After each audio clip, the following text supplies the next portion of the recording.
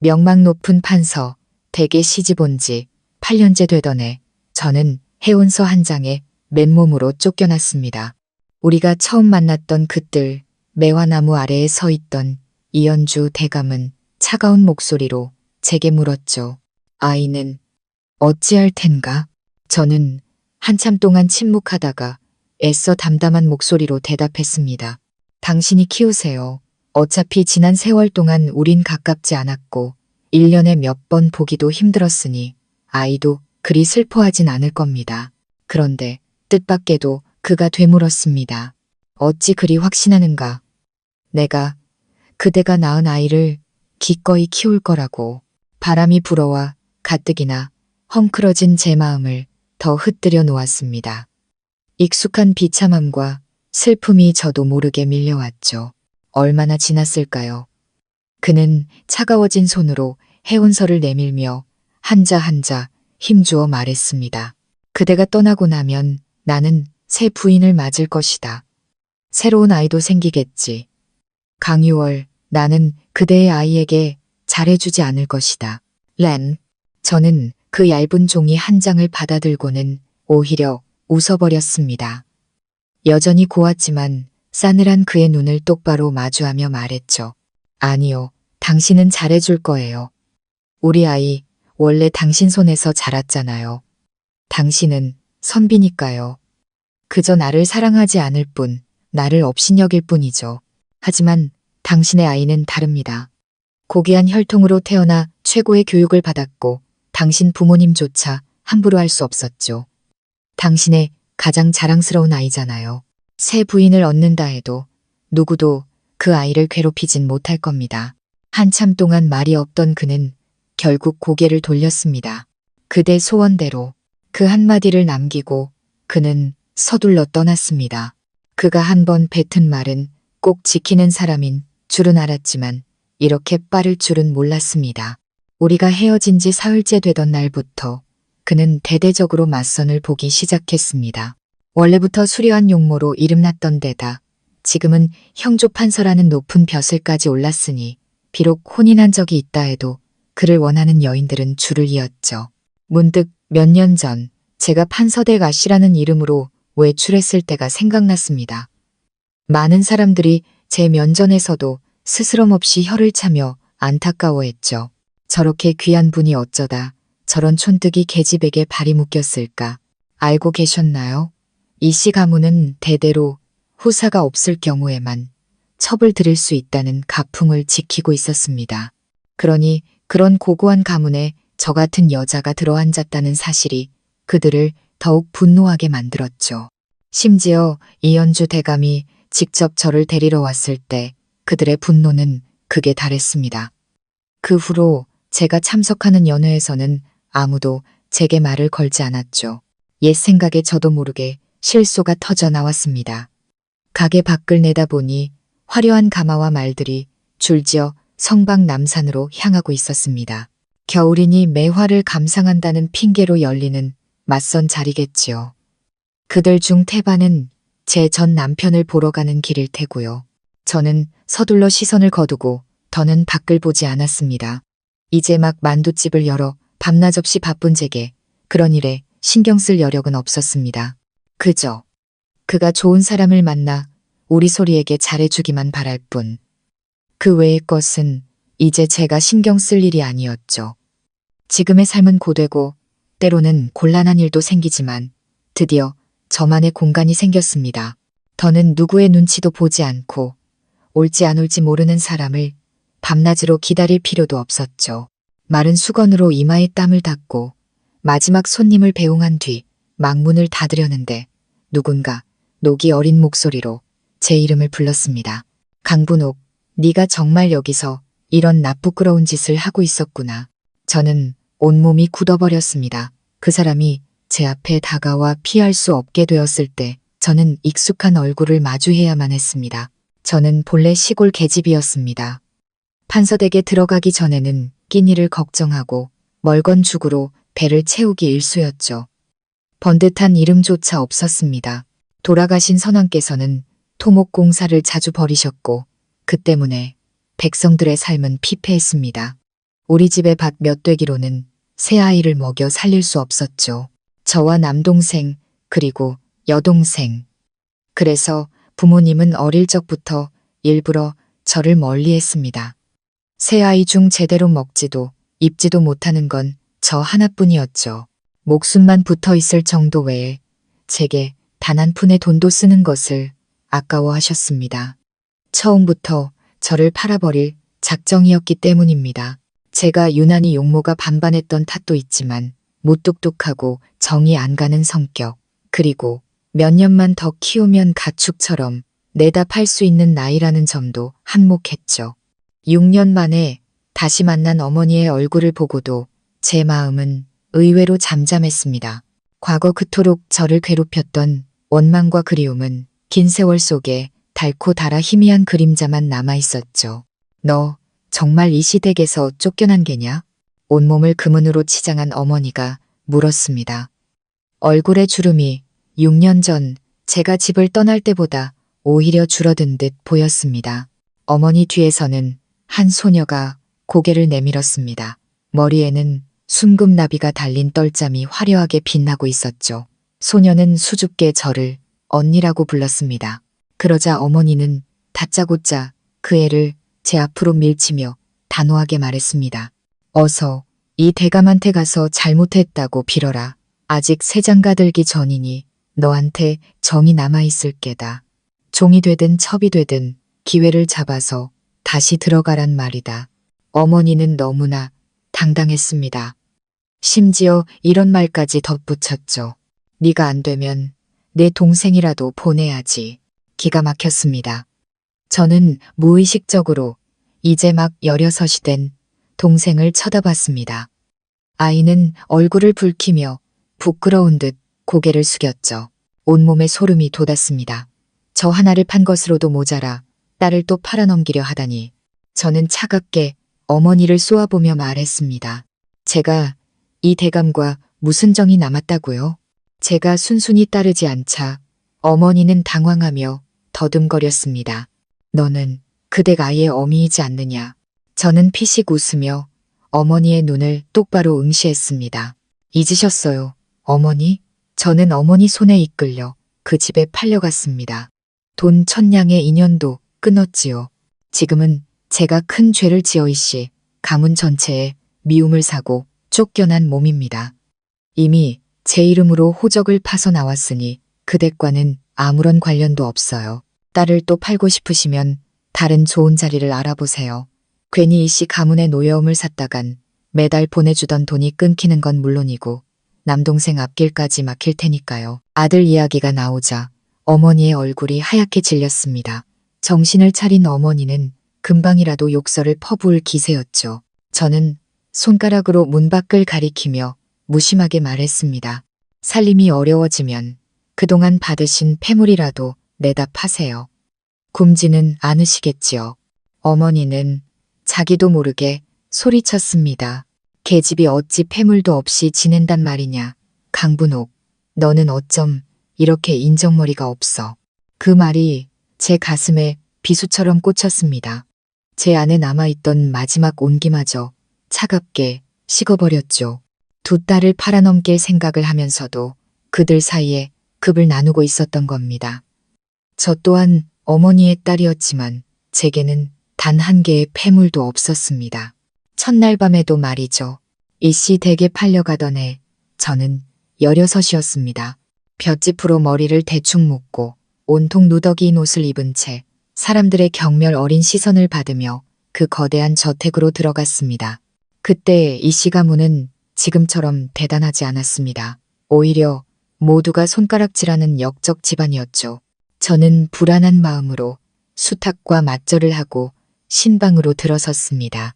그리고 그곳에서 침상에 반쯤 죽어가는 사람을 보았습니다. 제 남편 이연주. 그는 무릎 아래의 힘줄이 모두 끊어져 있었고 상처에서는 고름이 흐르고 있었습니다. 방 안은 향내음으로도 가릴 수 없는 역한 냄새로 가득했죠. 그런 비참한 상황과 너무나도 수려한 그의 얼굴은 어울리지 않았습니다. 제가 들어서는 것을 보고도 그는 눈길 한번 주었을 뿐 다시 책으로 시선을 돌렸습니다. 저는 어색하게 서 있다가 얼굴을 붉히며 입을 열었습니다. 저는 당신의 신선처럼 생긴 사람 앞에서 아내라는 말이 차마 떨어지지 않았습니다. 저는 잘 알고 있었습니다. 그가 저 같은 여인과 혼인할 리 없다는 것을. 만약 그가 몰락하지 않았다면 길에서 마주쳤다 해도 제게 눈길 한 번 주지 않았을 테죠. 하지만 그는 더 이상 촉망받던 젊은 장군이 아니었습니다. 전쟁에서 패하고 큰 부상을 입었으며 임금의 명을 어겼다는 이유로 영모죄까지 뒤집어 쓴 신세였죠. 아버지는 자기를 빼앗겼고 그 또한 벼슬을 잃고 이곳 전주로 유배온 것이었습니다. 언제 사약이 내려올지 모르는 목숨이 경각에 달린 상황이었죠. 그런 상황에 부모 손에 이끌려 액바디로 팔려온 제 신세를 생각하니 더욱 자신이 초라해졌습니다. 저는 옷자락만 꽉 쥐고 있었죠. 다행히 그가 먼저 입을 열었습니다. 목소리는 맑고 청아했습니다. 앉으시오. 그는 창백한 얼굴로 희미한 미소를 띤 채 말했습니다. 참으로 황당한 일이지. 강신왕자, 나는 혼인할 생각이 없었소. 허나 이미 들어온 이상 그대를 박대하지는 않겠소. 남을지 떠날지는 그대 스스로 결정하시오. 그는 선비였습니다. 저는 안도의 한숨을 내쉬며 급히 말했습니다. 저는 떠나지 않을 겁니다. 저희 부모님이 예물을 받았으니 저는 이재희 씨 가문의 사람입니다. 그가 알아차리지 못할 만큼 미세하게 미간을 찌푸렸습니다. 한참 뒤에야 저는 그것이 제 말투가 상스럽고 교양 없다고 생각했기 때문이란 걸 알았죠. 하지만 제 말은 진심이었습니다. 슬프긴 했지만 적어도 이 씨 댁에서는 더 이상 굶주리지 않을 테니까요. 설령 어느 날 갑자기 사약이 내려온다 해도 배부른 귀신이 될 수 있을 테니까요. 그때의 저는 제 목숨을 조금도 귀하게 여기지 않는 그런 사람이었습니다.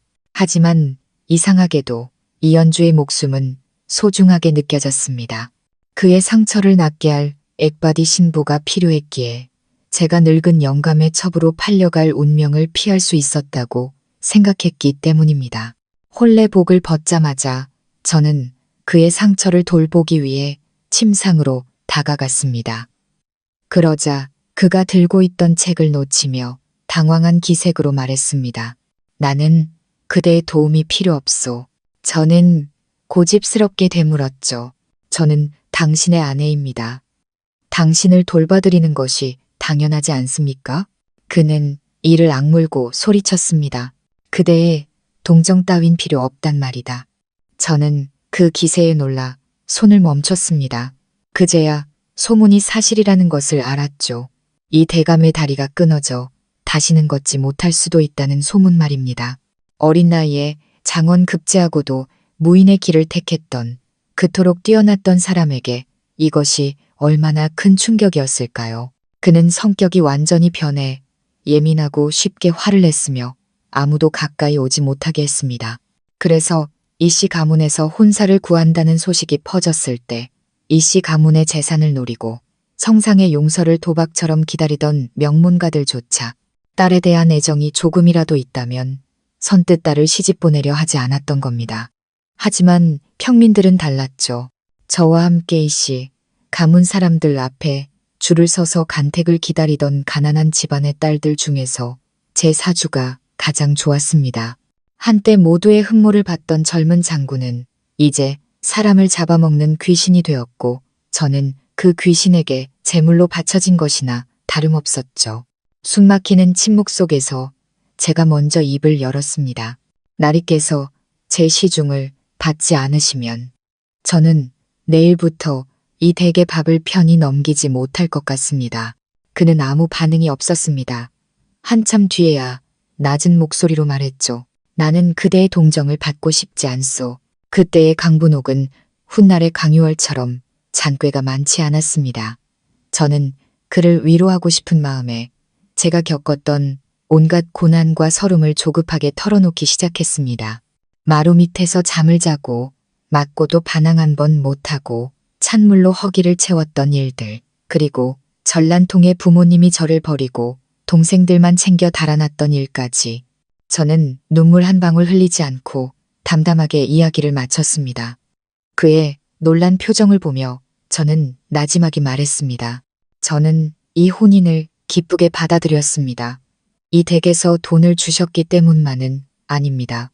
그해 여름 몹시도 더웠던 어느 날 제가 정신을 차렸을 때 마을은 이미 불타고 있었습니다. 오랑캐들이 닥쳐와 닥치는 대로 죽이고 불을 질렀죠. 가족들은 보이지 않았습니다. 그때 검은 머리에 붉은 매의 징표를 단 젊은 장군께서 달빛 아래 말을 타고 나타나 제게 칼을 겨누던 오랑캐를 활 한 방에 쓰러뜨리셨습니다. 제가 굶주림에 비틀거리는 것을 보시고는 옥패 하나를 던져주고는 말머리를 돌려 떠나셨죠. 그 옥패를 차마 팔지는 못했습니다. 하지만 너무 배가 고파 옥패에 달린 금굿을 몇 개를 떼어 팔았습니다. 그 몇 알의 금굿을 덕분에 저는 목숨을 건졌고 가족들도 다시 찾을 수 있었습니다. 난세의 외톨이가 되지 않을 수 있었죠. 하지만 이 이야기는 차마 꺼내지 못했습니다. 혹시라도 말을 잘못했다가 목이 달아날까 두려웠기 때문입니다. 제 이야기를 다 들은 이연주는 한참 동안 저를 바라보다가 말했습니다. 내가 그대에게 미안하오. 저는 더 이상 그와 실랑이 하고 싶지 않았습니다. 그의 놀란 외침을 뒤로하고 저는 그를 번쩍 들어 휠체어에 앉혔습니다. 그리고 그의 상처를 닦아내기 시작했죠. 그의 귓불이 새빨갛게 달아올랐습니다. 창밖에서는 그의 어머니인 듯한 분의 한숨소리가 들려왔습니다. 다음 날 시부모님은 온화한 얼굴로 저를 무척이나 마음에 들어 하셨습니다. 세월이 흘러 저는 이연주와 점점 가까워졌습니다. 그는 가끔 화를 내기도 했지만 의원이 자신을 진찰하는 것을 마지못해 허락했죠. 저는 정성껏 그를 돌봤고 그 또한 보답으로 제게 그를 가르쳐 주었습니다. 제가 그 나이가 되도록 번듯한 이름 하나 없다는 것을 알게 된 어느 날 밤, 유난히 밝은 달빛이 뜰의 매화나무 가지 위에 쏟아지고 있었습니다. 그는 달을 한번 보고 저를 한번 보더니 말했습니다. 6월, 료웻, 앞으로 그대의 이름은 강유월이요. 흐르는 달빛, 그는 제게 그런 이름을 주었습니다. 저는 너무 기뻐 눈물을 흘렸습니다. 제 눈이 반짝이는 것을 본 그는 헛기침을 하며 옷매무새를 가다듬더니 오늘 밤까지 큰 글씨를 10장 써서 내라고 엄명을 내렸습니다. 저는 기쁨이 싹 가시는 것을 느끼며 조용히 먹을 갈기 시작했습니다. 모든 것이 평화롭고 행복했습니다. 다만 이씨 가문 전체의 머리 위를 맴도는 칼날이 언제 떨어질지 모른다는 불안감만 빼면요. 집안 분위기는 무거웠지만 오히려 서로를 더욱 아끼고 보듬었습니다. 매일매일이 마지막 날인 것처럼 소중하게 살았죠. 저는 최악의 결말이란 그저 다 함께 죽는 것뿐이라고 생각했습니다.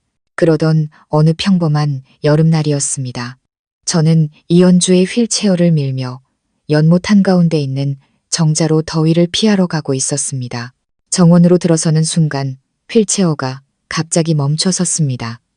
내려다보니 그가 바퀴를 꽉 잡고 있었습니다. 마른 손등 위로 핏줄이 붉어져 나왔죠. 그의 시선을 따라 저도 앞을 보았습니다. 한 아리따운 규수가 흰 모시옷을 입고 우산으로 얼굴을 가린 채 서 있었습니다. 그녀의 눈에서는 눈물이 쉼없이 흘러내렸지만 더 가까이 다가오지는 않았습니다. 이연주의 손에서 힘이 빠져나가고 손이 휠체어 옆으로 무력하게 떨어지고 나서야 그녀는 겨우 한마디를 내뱉었습니다. 연주, 오라버니, 저 혼인합니다. 그 말을 남기고 그녀는 비명을 지르듯 울음을 터뜨리며 시녀의 부축을 받고 비틀거리며 돌아섰습니다. 이연주는 처음부터 끝까지 한마디도 하지 않았습니다. 하지만 제 마음은 걷잡을 수 없이 흔들렸습니다. 그날 밤 그는 높은 열에 시달렸습니다. 겨우 좋아졌던 몸이 다시 악화되었죠. 그는 의원의 진찰도 음식도 약도 모두 거부했습니다. 말 한마디 없이 방 안에 죽은 듯이 앉아있기만 했습니다. 그의 어머니가 울면서 애원해도 그는 꿈쩍도 하지 않았죠. 그날 그는 자신의 두 무릎을 뼈가 으스러져라 꽉 쥐고 있었습니다. 제가 다가가 그의 손을 떼어내려 하자 그는 마침내 폭발했습니다.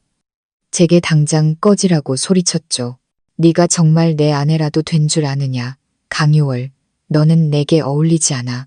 가슴에 날카로운 통증이 느껴졌지만 저는 여전히 그의 손을 떼어내려 애썼습니다. 저는 그가 왜 저러는지 알고 있었습니다. 그 아가씨가 다녀간 다음 날 저는 집안 하인들을 통해 모든 것을 알게 되었습니다. 그녀는 그와 집안끼리 정혼한 사이였고 어릴 적부터 함께 자라며 감정이 무척 깊었다고 했습니다. 만약 이런 큰 변고가 없었다면 그가 벼슬에 오르자마자 혼인할 예정이었다고 했죠. 하지만 이제 모든 것이 변했습니다. 그는 모든 것을 잃었고 사랑하는 사람마저 다른 이에게 시집가게 된 것입니다. 그의 고통을 이해했습니다. 하지만 바로 다음 순간 비녀 하나가 제 이마를 스치며 날아가 벽에 부딪혀 산산조각이 났습니다. 이마에 짜릿한 통증이 느껴지더니 이내 따뜻한 액체가 뺨을 타고 흘러내렸습니다. 사방이 고요해졌습니다. 결국 이연주가 허둥지둥 다가와 제 상처를 막으려 했습니다. 내가 그런 게 아니. 제 머릿속은 텅 비어버렸습니다. 제 모습이 너무나 초라하게 느껴졌죠. 하지만 입에서는 천천히 다른 말이 흘러나왔습니다. 약을 드세요. 저는 떨리는 몸으로 일어서서 얼굴의 피를 손등으로 훔쳐냈습니다. 휠체어에 앉은 그를 돌아보지 않고 한 걸음 한 걸음 밖으로 걸어나갔습니다. 정원에 도착하고 나서야 저는 뒤늦게 깨달았습니다. 이곳에는 여전히 저만의 방이 없다는 것을. 숨을 곳도 갈 곳도 없었습니다. 어두워지고 나서야 저는 방으로 돌아갔습니다. 그때 이연주는 이미 잠들어 있었죠. 저는 뻣뻣한 몸으로 머리를 풀고 씻기 시작했습니다. 그때 휘장 깊은 곳에서 아주 작은 목소리가 들려왔습니다. 미안하오. 이 못난 페인 때문에 그대에게 상처를 주었군. 저는 아무 말도 하지 않았습니다. 조용히 자리에 누워 옆 사람의 숨소리가 밤새도록 흐트러지는 것을 들으면서도 다시는 입을 열지 않았습니다. 그날 이후 이연주는 제게 조심스러워졌습니다. 제가 시중을 들 때면 순순히 따랐고 기분이 좋지 않아도 꼭 참고 의원의 진찰을 받았습니다. 저는 더 이상 그에게 글을 가르쳐달라고 조르지 않았고 대신 서투르게 혼자 공부하기 시작했습니다. 그는 몇 번이나 제게 무언가 말을 하려다 그만두었죠. 곰곰이 생각해보니 그가 제게 변명할 것은 아무것도 없었습니다. 제가 잠시 착각했던 것뿐입니다. 그는 원래 하늘의 달과 같은 사람이었고 그에게는 신분이 높고 아름다운 정혼자가 있었습니다. 하루아침에 몰락했다고 해서 생전 처음 보는 저를 아내로 받아들여야 할 이유는 없었죠. 거칠었던 제 손이 점점 고와지는 것을 보며 저는 생각했습니다. 이만하면 됐다. 이렇게 살자.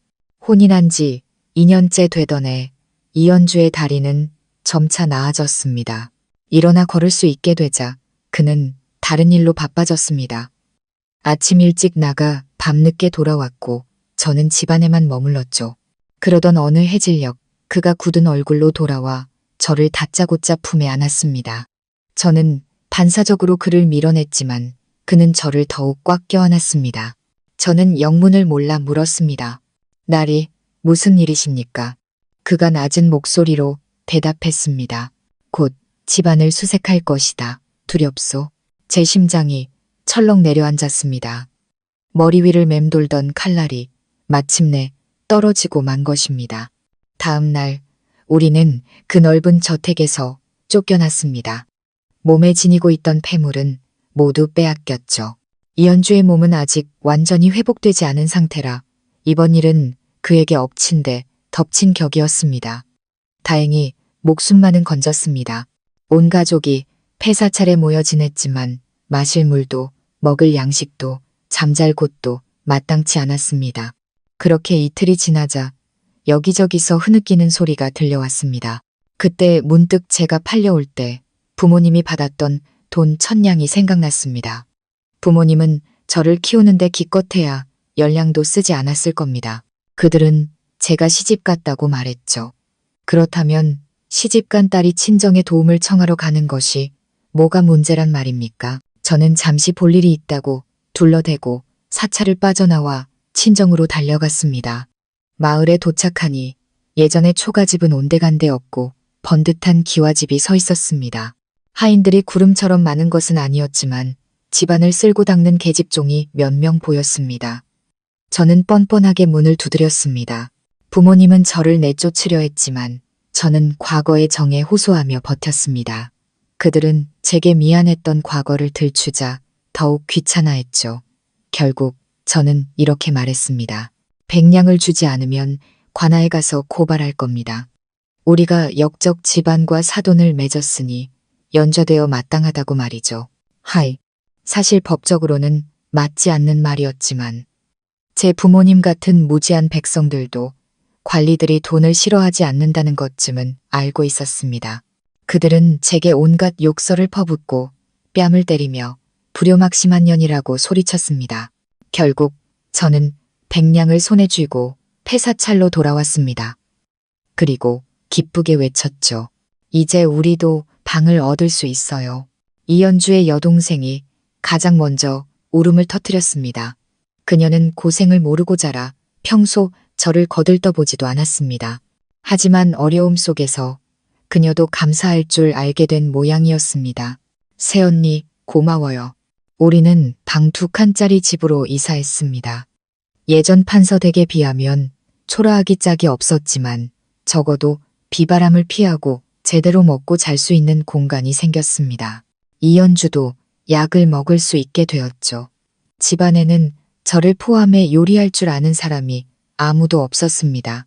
어릴 적 어머니는 제가 음식을 훔쳐먹을까봐 부엌 출입을 막았거든요. 저는 요리에 전혀 소질이 없었고 그 몇 달 동안 수없이 손을 대었습니다. 그 중에서 가장 잘하게 된 음식이 바로 만두였습니다. 이연주는 제게 한 번 화를 낸 이후로 아주 온화한 사람이 되었습니다. 제가 부엌에 있을 때면 붓과 책을 잡던 그 고운 손으로 아궁이에 불을 지펴주기도 했죠. 그렇게 반년이 흘렀습니다. 어느 날 갑자기 선왕께서 승하하셨고 사냥을 나갔던 세자가 궁으로 돌아오는 길에 작에게 습격을 받는 사건이 발생했습니다. 도성은 순식간에 혼란에 빠졌죠. 불길이 치솟던 그날 밤, 이연주는 소리 없이 문을 열고 나가 밤새도록 돌아오지 않았습니다. 그리고 다음 날 그는 교지를 들고 나타났습니다. 하루아침에 형조 판서가 되어 있었고 국공, 곡공의 자귀까지 받았습니다. 그의 아버지는 원래의 자귀를 되찾았고 우리 집안은 2개의 자귀를 가진 명문가가 되어 무한한 영광을 누리게 되었죠. 저는 어리둥절한 채 수많은 하녀들에게 둘러싸여 누더기 옷을 벗고 비단 옷으로 갈아입었습니다. 모두가 저를 정경부인 마님이라고 불렀죠. 저는 두려운 마음에 사람들 너머로 이연주를 바라보았습니다. 그는 저를 보며 웃어주었습니다. 그의 눈빛은 당당하고 자신감에 차 있어 마치 옛날의 그 모습을 보는 듯 했습니다. 그때 저는 생각했습니다. 비록 제 자신이 부족하게 느껴지더라도 이제는 좋은 날만 있을 것이라고. 이연주는 새로 즉위한 5째 왕자에게 충성을 맹세했습니다.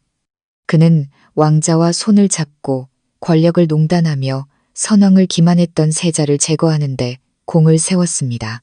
그는 공신이었고 저는 그의 유일한 부인이었죠. 몇 달이 지나지 않아 가문의 지위가 회복되면서 예전의 교류도 다시 시작해야 했습니다. 한때 우리를 외면하고 비웃었던 자들이 이제는 국공의 의중을 떠보고 자식들의 혼사를 논하기 위해 앞다투어 연회 초대장을 보내왔습니다. 밥 한 끼에 눈물을 흘렸던 이씨 가문의 여인들은 마치 물 만난 고기처럼 자연스럽게 과거의 생활로 돌아갔습니다. 오직 저만 그들과 어울리지 못했습니다. 다른 사람들의 말 속에 숨은 뜻을 알아듣지 못했고 시를 짓거나 그림을 감상할 줄도 몰랐습니다. 처음에는 시어머니께서 참을성 있게 저를 가르치려 하셨지만 이미 18살이 된 제가 어린아이처럼 빨리 배울 수는 없었습니다. 점점 시어머니는 10번 중 8번은 저를 집에 남겨두셨습니다. 가문이 몰락했을 때는 제가 이씨 가문의 좋은 며느리일 수 있었지만 이제는 아니었습니다. 저는 이현주에게 폐를 끼칠까 두려웠습니다. 몇 번이나 그에게 제가 어떻게 해야 하냐고 묻고 싶었지만 그는 너무 바빴습니다. 조정에 복귀한 후 그는 어릴 적의 담백함을 버리고 관직 생활에 몰두했습니다. 새벽에 나가 자정이 넘어 돌아왔고 며칠 동안 말 한마디 못 섞는 날도 부지기수였죠. 그러던 어느 날 저는 퇴청하여 서재로 향하던 그를 붙잡았습니다. 제가 사람들이 그러는데 라고 입을 떼자마자 그는 피곤한 얼굴로 제 말을 끊었습니다. 알고 있소. 합방해야겠지. 아이를 낳고 나면 아무도 그대에 대해 함부로 말하지 못할 것이오. 저는 잠시 멍해졌습니다. 제가 하려던 말은 그게 아니었습니다. 사람들이 제가 총애를 받지 못하고 출신이 미천하다고 수군대는 것을 알고 있었습니다. 하지만 이현주의 말은 설명할 수 없는 슬픔을 안겨주었습니다. 하지만 제가 거절할 이유는 없었죠. 하룻밤이 지나고 무언가 달라질 것이라 기대했지만 그는 여전히 바빴습니다. 한 달에 며칠 밤이라도 제 방에 들르는 것이 전부였죠. 저는 밤낮으로 배우고 또 배웠습니다. 예전보다 더 바싹 마를 정도로 노력했지만 그는 알아채지 못했습니다. 마침내 제 언행이 단정해지고 사람들과 어느 정도 대화를 나눌 수 있게 되었을 때 더 이상 제게 초대장을 보내는 사람은 없었습니다. 그들은 마치 잊어버린 것 같았습니다. 제가 이씨 가문이 지금의 지위를 얻었을 때 뻔뻔하게 시집온 것이 아니라는 사실을, 제가 시집왔을 때 이현주는 두 다리를 쓰지 못했고 가문 전체가 언제 무너질지 모르는 위태로운 상황이었다는 것을, 하나하나의 외로운 밤들이 희망에 차 있던 저를 절망 속으로 끌어내렸습니다. 그럼에도 저는 꿋꿋이 버텼습니다. 이현주가 완전히 무정한 사람은 아니었기 때문입니다. 아무리 바쁘고 피곤해도 그는 틈틈이 저를 보러 왔고 함께 식사하며 제 안부를 물었습니다. 하지만 제가 더 이상 참지 못하고 제 상황을 토로했을 때 그는 침묵하다가 말했습니다. 어머님 말씀이 옳소. 그대는 규범을 좀 더 배워야겠소. 익숙한 당혹감과 좌절감이 다시 저를 덮쳤습니다. 저는 머리에 꽂은 옥비녀를 만지작거렸습니다. 혹시 이것이 사실은 한 줌의 볏짚은 아닐까 두려웠죠. 다행히 아니었습니다. 그날 밤 그는 아무 말 없이 저를 안았습니다. 그리고 날이 밝자마자 또다시 서둘러 떠났습니다.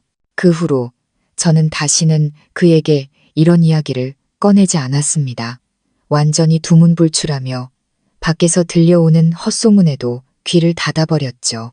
혼인한 지 4년째 되던 해 저는 우리 아이 소리를 낳았습니다. 땀으로 흠뻑 젖은 채 저는 기쁨의 눈물을 흘렸습니다. 처음으로 이씨 가문이 제 집처럼 느껴졌죠. 하지만 시어머니는 단 한마디 말로 제 행복을 앗아갔습니다. 내 학식이 짧으니 대를 이을 아들을 기르기엔 부족하다. 제 웃음이 얼굴에 그대로 굳어버렸습니다.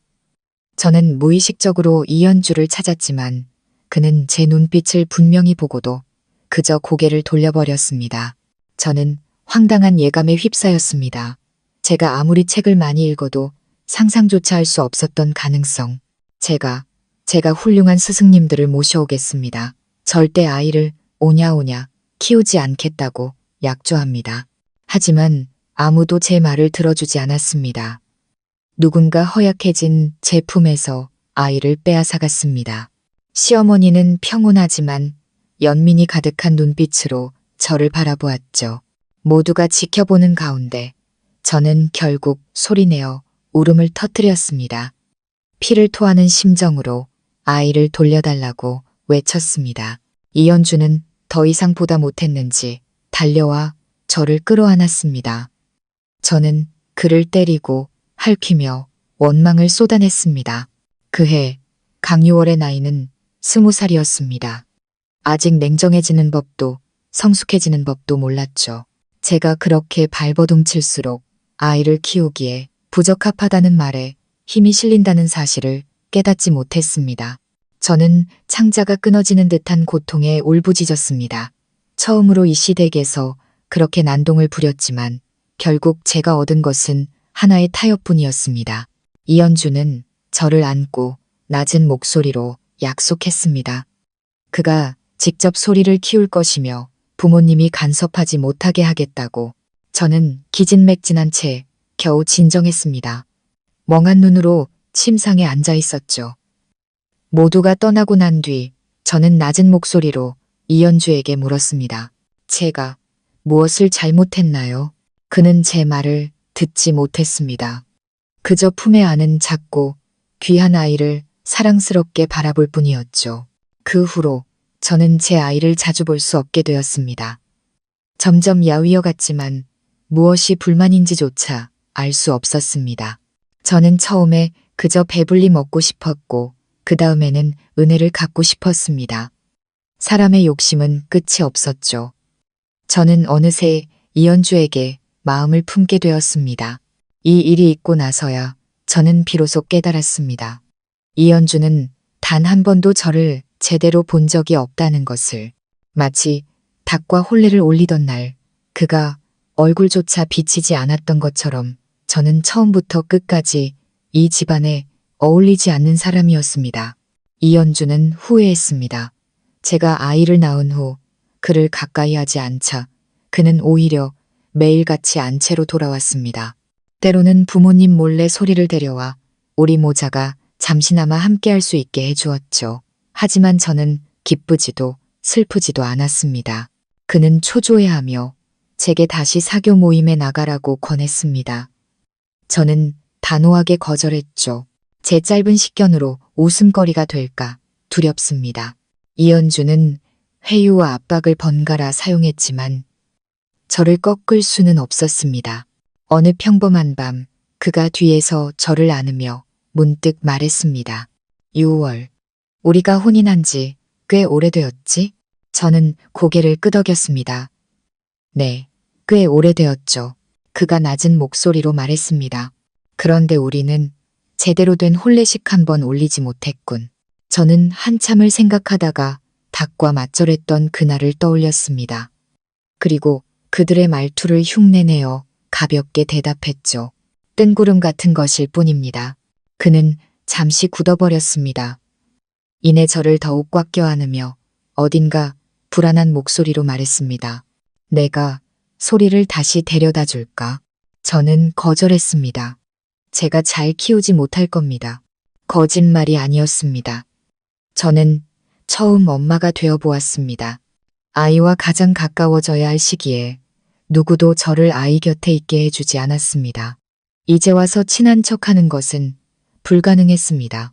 그리고 언제부턴가 제 마음속에는 불경한 생각이 싹트기 시작했습니다. 이 좁은 세상이 너무 답답해서였을까요? 아니면 제가 천하게 태어나 이런 부귀를 감당하지 못해서였을까요? 그 생각은 마침내 극에 달했습니다. 혼인한 지 7년째 되던 해, 영왕이 갑자기 세상을 떠났다는 소식이 온 장안에 퍼졌습니다. 원인은 간단했습니다. 29, 너무 젊은 나이였죠. 그는 홀로 남을 왕비를 위해 죽기 직전 그녀를 놓아주는 글을 남겼다고 했습니다. 그토록 애틋한 사랑에 사람들은 그의 죽음을 더욱 안타까워했죠. 저는 그 소식을 일찍 알았습니다. 소문이 퍼지기 사흘 전, 바로 그 왕비가 제 뜰에서 울고 있었기 때문입니다. 바로 그 매화나무 아래에서 이현주는 조심스럽게 그녀를 위로하고 있었습니다. 그의 목소리는 제가 한 번도 들어보지 못한 다정하고 평등한 관심으로 가득 차 있었죠. 저는 한눈에 그녀를 알아보았습니다. 몇 년 전 이 댁을 찾아왔던 바로 그 아가씨, 심옥화. 세월이 흘러도 그녀는 여전히 맑고 서리처럼 차가운 아름다움을 간직하고 있었습니다. 그날 이후 집안에는 걷잡을 수 없는 소문이 퍼져나갔습니다. 이 씨 가문은 첩을 들일 수 없으니 제가 언제 쫓겨날 것인지를 모두가 추측했죠. 거울을 보니 제 얼굴이 낯설게 느껴졌습니다. 곱게 자란 귀 부인의 희고 불구스레한 얼굴, 강분옥의 촌스러운 습관들은 이제 아무도 찾아볼 수 없는 구석으로 밀려나 있었습니다. 저는 제비집을 먹고 꽃잎을 띄운 탕에 몸을 담갔습니다. 값비싼 폐물들이 물처럼 제게 흘러들어왔다가 다시 제 머리에서 스쳐 지나갔습니다. 처음부터 끝까지 제가 어떤 사람이 되어야 할지 선택할 기회는 없었습니다. 태어날 때도 선택권이 없었고 이름 없는 분옥이 되었습니다. 시집 갈 때도 선택권이 없었죠. 돈천냥에 제 삶과 죽음이 결정되었습니다. 모든 것이 폭발한 것은 이연주가 몇 달 동안 계속해서 시목화를 돌보던 어느 날 오후였습니다. 시집 갔다가 친정에 온 시누이의 입을 통해 이연주가 그동안 저 몰래 제 부모님에게 돈을 보내왔다는 사실을 알게 된 것입니다. 저는 뜰 입구에서 이연주를 기다렸습니다. 그가 들어서자마자 저는 눈물을 흘리며 소리쳤습니다. 이 비겁한 사람, 왜 우리 부모님께 돈을 보낸 겁니까? 그는 믿을 수 없다는 표정으로 저를 바라보았습니다. 화가 나 붉어진 얼굴로 뜰 안의 사람들을 모두 내보내고 나서야 저를 꾸짖었습니다. 그들은 그대의 부모가 아니오. 저는 차갑게 그를 바라보았습니다. 처음으로 그의 얼굴이 혐오스럽게 느껴졌습니다. 제가 그들을 얼마나 증오하는지 알고 계셨잖아요. 그는 잠시 침묵하다가 말했습니다. 하지만 다른 사람들은 그들이 그대의 부모라는 것만 알지. 저는 갑자기 웃음이 터져 나왔습니다. 얼굴이 새빨개지도록 웃다가 눈물이 옷깃을 적셨습니다. 그가 미간을 찌푸리자 저는 소리내어 웃으며 말했습니다. 당신은 단 한 번도 내가 어떤 사람인지 신경 쓴 적이 없었죠. 내 과거는 무시한 채 내 출신만 부끄러워했잖아요. 언젠가 내 부모의 비참한 행색이 드러나 당신 체면을 구기게 될까봐 전전긍긍했죠. 저는 웃음을 거두었습니다. 온몸의 생기라고는 찾아볼 수 없는 모습으로 앉아 있었죠.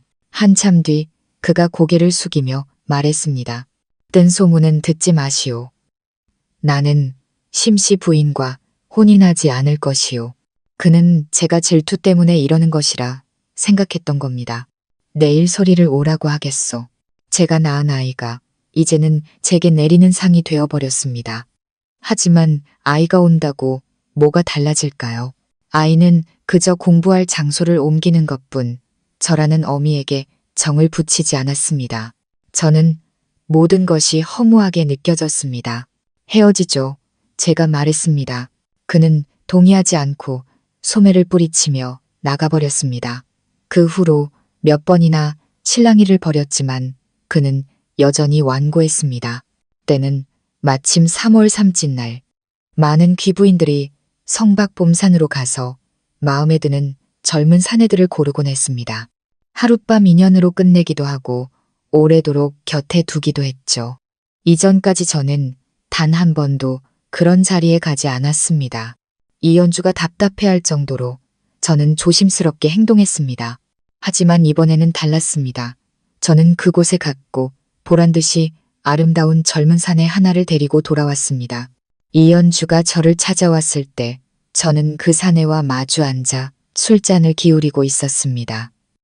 언제나 점잖던 국공대감은 처음으로 사람들 앞에서 이성을 잃었습니다.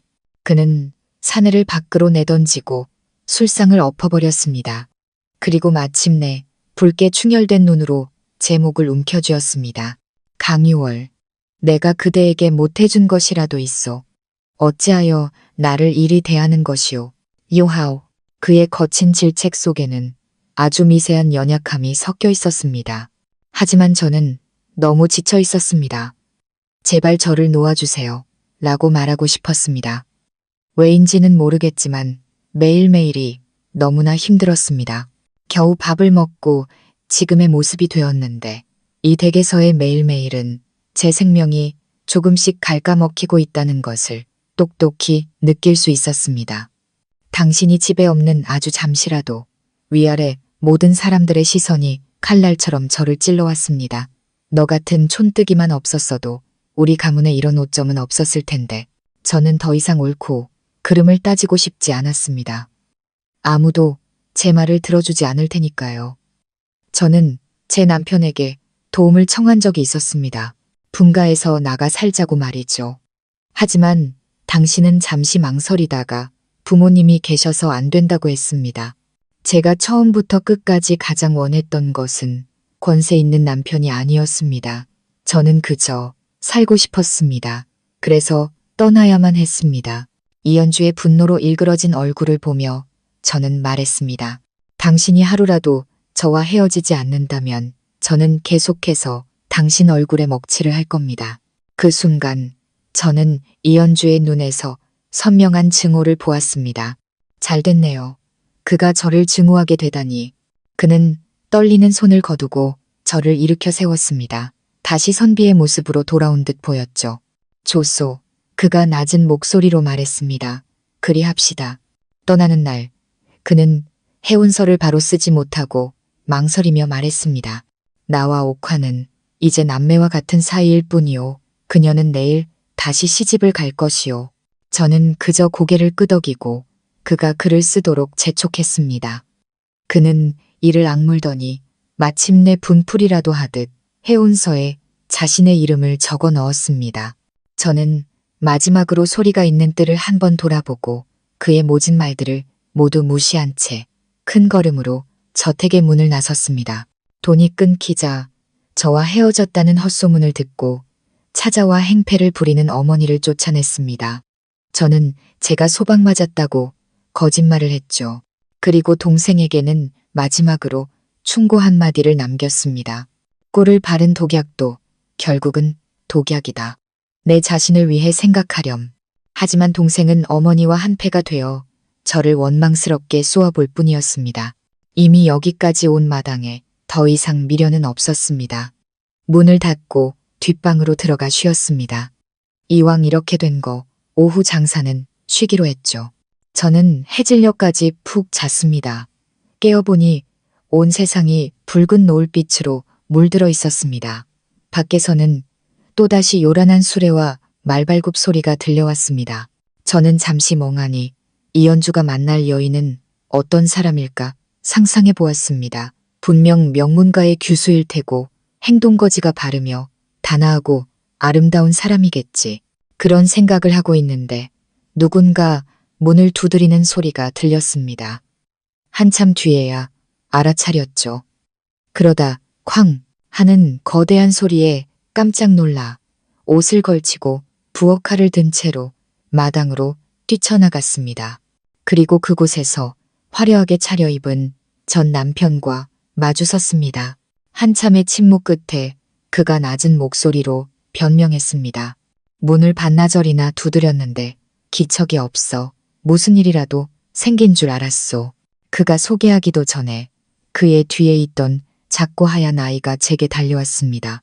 늘 작은 어른처럼 행동하던 아이였는데 처음으로 제 앞에서 숨이 넘어갈 듯 울음을 터뜨렸습니다. 어머니, 떠나시면서 왜 저를 데려가지 않으셨습니까? 저는 어쩔 줄 몰라 하다가 이연주의 눈짓을 보고서야 어색하게 두 팔을 벌려 작고 부드러운 아이를 품에 안았습니다. 그제야 아이의 몸이 불덩이처럼 뜨겁다는 것을 알았습니다. 아이는 웅얼거리며 이제 아무도 자기를 원하지 않는다고 말했습니다. 이연주는 창백한 얼굴로 서 있었습니다. 제가 아이를 안고 일어서는 순간 그의 뺨으로 제 손바닥이 날아갔습니다. 헤어진 지 며칠이나 됐다고 벌써 새장가들 생각에 아이를 내팽개칩니까? 당신의 새 아이를 위해 우리 소리 자리를 비워주려는 겁니까? 이연주, 내가 당신을 잘못 봤군요. 그는 무언가 해명하려 입을 열었지만 저는 제 행동에 스스로 놀라 굳어버렸습니다. 그는 국공대감이었습니다. 예전에는 조심스럽게 말 한마디 건네기도 어려웠는데 이렇게 얼굴을 붉히며 다툰 것은 처음이었습니다. 그런데 그는 화를 내지 않았습니다. 오히려 고개를 숙이며 말했죠. 내 잘못이오. 그의 뒤에서 의원이 허둥지둥 달려왔습니다. 제 품에 안긴 아이는 울면서 해명했습니다. 아버님 잘못이 아니에요. 제가 아침에 일어나 담장에 가보니 어머니가 보이지 않았어요. 며칠을 계속 기다리다가 그래서 병이 난 거예요. 저는 민망해졌습니다. 아이는 계속해서 중얼거렸습니다. 제가 열심히 공부해서 과거에 급제할게요. 그래서 어머니를 모시고 아주 먼 곳으로 갈 거예요. 아무도 어머니를 괴롭히지 못하게요. 저는 온몸이 굳어버렸습니다. 힘겹게 눈동자를 굴려 이연주와 시선을 마주쳤습니다. 그의 눈에는 이미 눈물이 가득 고여 있었습니다. 서로 아무 말도 하지 못했습니다. 2시간이 지나 겨우 소리를 재우고 나서야 저는 그와 정자에 마주 앉았습니다. 그가 먼저 입을 열었죠. 내가 소리를 직접 키우겠다고 한 것은 어머님의 입을 막아 그대를 더는 힘들게 하지 않으려 했던 것이요. 저는 기억을 더듬었습니다. 그러고 보니 소리가 태어난 후로는 시부모님께 문안 인사를 드리러 오라는 요구를 받은 적이 없었던 것 같았습니다. 그의 목소리에는 억울함이 섞여 있었습니다. 그대가 날이 갈수록 야위어가는 것을 보고 차마 아이를 맡길 수가 없었소. 어떻게든 그대를 웃게 해주고 싶었는데 그의 목소리가 점점 작아졌습니다. 모든 것이 너무 늦어버린 것 같았소. 그는 아주 조용히 지난날의 이야기를 꺼냈습니다. 다리를 다치고 억울한 누명을 쓴 뒤 자포자기했던 심정, 촉망받던 과거의 자신과 정 혼자마저 다른 이에게 시집가는 것을 보며 느꼈던 절망. 한때 손에 잡힐 듯 했던 모든 것이 멀어지고 모두에게 손가락질 받던 비참함. 나는 심옥화를 연모한 적이 없었소. 그저 그녀의 평판에 누를 끼친 것이 미안했을 뿐이요. 그는 경성에 막 돌아왔을 때 모든 것을 다시 잃을까봐 두려워 밤낮으로 예전의 고고함을 버리고 권력에 매달렸다고 했습니다. 제가 상처받고 있다는 것을 깨달았을 때는 이미 너무 늦었다고. 그래서 나는 자의적으로 판단했소. 그 지루한 연애에 가는 대신 집에서 규범을 배우는 것이 낫겠다고. 어쩔 수 없는 궁중연애에만 참석하면 될 것이라고 말이오. 하지만 그때의 그는 제가 그의 말을 이해했는지조차 신경 쓰지 않았습니다. 나는 분명 그대를 업신여겼소. 그가 말했습니다. 하지만 나중에는 정말 아니었소. 제가 그의 말을 끊었습니다. 업신여김과 무시는 결국 같은 것이지요. 사실 저도 나중에는 알고 있었습니다. 이연주가 제게 전혀 감정이 없지는 않았다는 것을.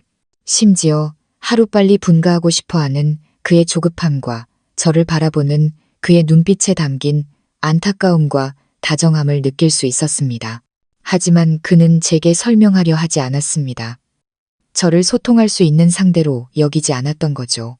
그의 눈에 저는 언제나 볏짚으로 머리를 묶고 그의 앞에서 연모하는 마음을 숨기지 못하던 그 촌스러운 계집아이였을 뿐입니다.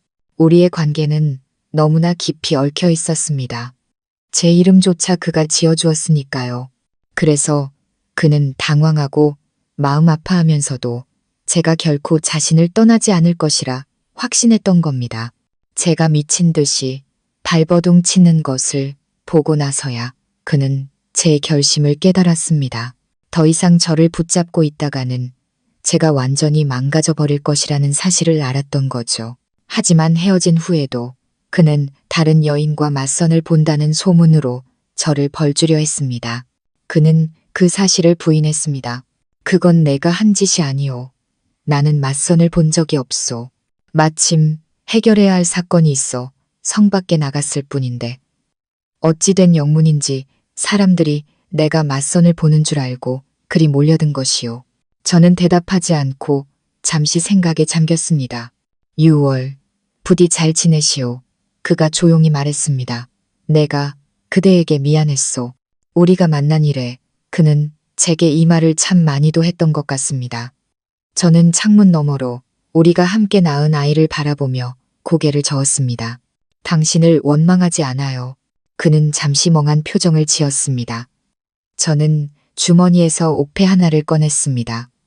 원래 금구슬이 달려있던 술은 이제 텅 비어 있었고 색도 바래 있었죠. 그의 눈이 커졌습니다. 무언가 기억해낸 듯한 표정이었습니다. 당신은 제 목숨을 구해주셨습니다. 그러니 이연주, 저는 부귀영화를 위해 당신의 가문에 들어간 것이 아니었어요. 지난날의 기억들이 스쳐 지나갔습니다. 풋사랑의 설렘, 오해하고 오해받았던 과거, 모두 그와 제가 함께 겪었던 일들이었습니다. 기온이 뚝 떨어지더니 뜰에 눈이 내리기 시작했습니다. 저는 고개를 돌려 그를 바라보았습니다. 이연주, 저는 당신을 연모했었습니다. 그의 눈에서 소리 없이 눈물이 흘러내렸습니다.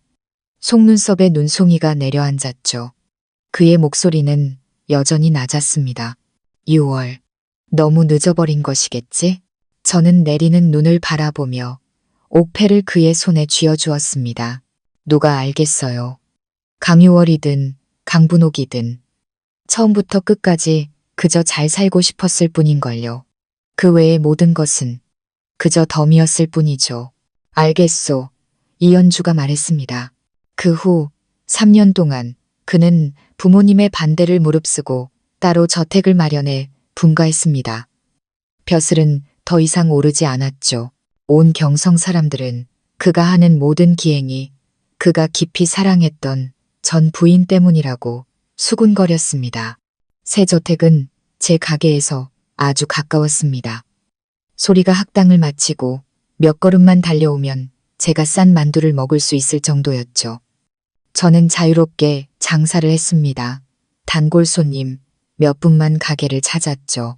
소리가 올 때면 그 잘생긴 아버지는 멀찍이 뒤에서 아들을 따라왔습니다.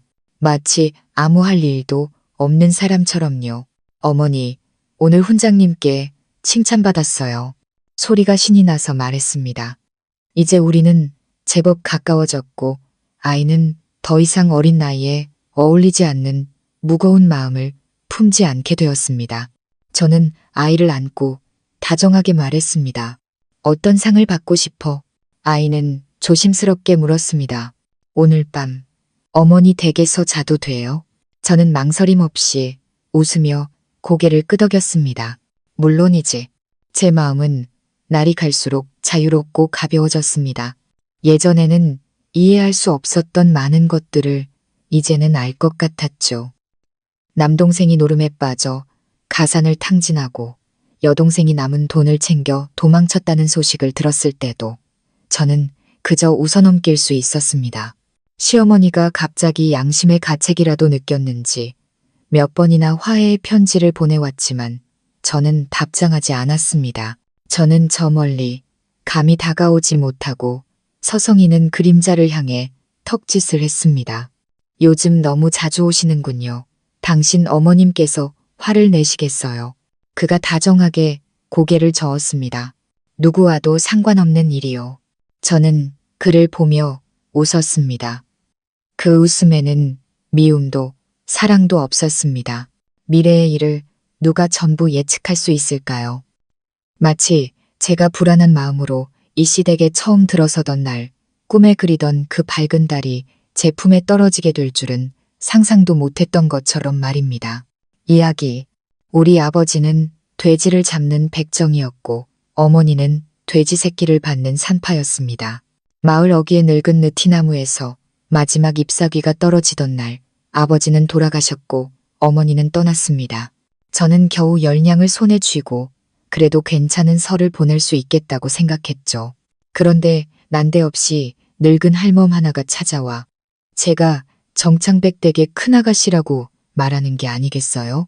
이상한 것은 저를 낳아준 그 부인이라는 사람은 한 번도 키워본 적 없는 친딸도 정성껏 키운 양딸도 원치 않고 오직 표종사촌이라는 아가씨만 기쁘게 맞아들였다는 겁니다.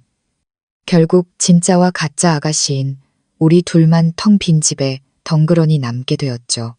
제 꼴을 좀 보세요. 제가 아가씨처럼 보입니까? 저는 방금 닭장에 닭들을 몰아넣고 온 참이었습니다. 얼굴에는 검댕이 묻어 있었고 머리카락에는 닭털까지 몇 가닥 붙어 있었죠. 이런 모습은 아무리 봐도 대갓집 규수와는 거리가 멀었고 제 앞에서 저를 큰아가씨라 부르는 늙은 할멈의 말을 더욱 허무맹랑하게 만들었습니다. 저는 경계하며 허리춤에 찬 칼자루를 매만졌습니다. 저는 이제 외로운 고아일 뿐 만약 인신매매범에게 잡혀가도 구해줄 사람은 아무도 없었습니다. 틀림없습니다. 아가씨. 그 늙은 할멈은 가식적으로 눈물을 훔치는 척하며 얌전히 고개를 숙이고 있는 가짜 아가씨를 앞으로 밀었습니다. 그 소녀는 분홍색 저고리에 별다른 장식도 없는 차림이었습니다. 그녀는 고개를 살짝 숙이고 있었고 발치에는 낡은 나무 상자 2개와 커다란 보따리가 놓여 있었죠. 저는 그 할멈의 말을 믿지 않았습니다.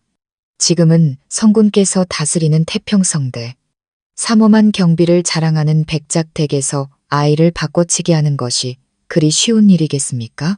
저는 피식 웃으며 동경하는 척 말했습니다. 그렇다면 틀림없이 제 친부모님께서 저를 데려가 호강시켜 주시려는 것이겠군요. 할멈의 얼굴에 스쳐 지나가는 경멸을 저는 놓치지 않았습니다. 그녀는 다시금 공손한 말투로 말했죠. 부인께서 아가씨를 염려하시오. 아가씨께서는 시골에서 자유롭게 자라셨으니 답답한 규율에 얽매이길 원치 않으실 거라 생각하셨습니다. 저는 속으로 도성 것들은 참 가식적이구나 라고 감탄하며 할멈에게 물었습니다.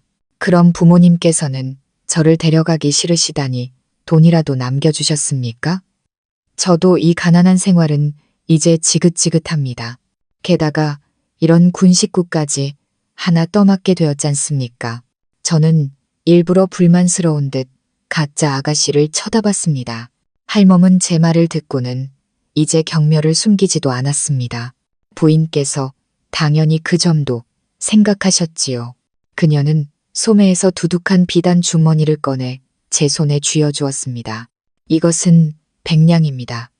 그리고 이것은 저택과 밭의 문서이고요. 저는 주머니의 무게를 가늠하며 입술을 삐죽였습니다. 백작 부인이라더니 참으로 인색하군. 할멈은 멋쩍게 웃으며 말했습니다. 아가씨, 달리 하실 말씀이 없으시면 노파는 이만 돌아가 보겠습니다. 말이 끝나자마자 그녀는 도망치듯 몸을 돌려 서둘러 마차에 올라탔습니다. 저는 돈을 품속에 챙겨 넣고 옆에서 아무 말 없이 서 있던 가짜 아가씨에게 턱짓을 했습니다. 저렇게 그냥 가게 둘 거야. 돌아가고 싶지 않아? 그 가짜 아가씨는 고개를 저었습니다. 이곳에 남겠다는 뜻인 듯했죠. 저는 얼어붙은 뺨을 문지르며 체념한 듯 그녀의 짐을 들었습니다. 추운데 일단 안으로 들어가자. 저와 가짜 아가씨는 마주 앉아 화로에 종이를 태우고 있었습니다. 날이 추우니 종이를 태우면 아버지께 돈도 보내드리고 우리도 몸을 녹일 수 있었죠. 상복으로 쓸 흰 천이 남아있기에 그녀도 아버지의 딸이라 하니 상복을 입혔습니다.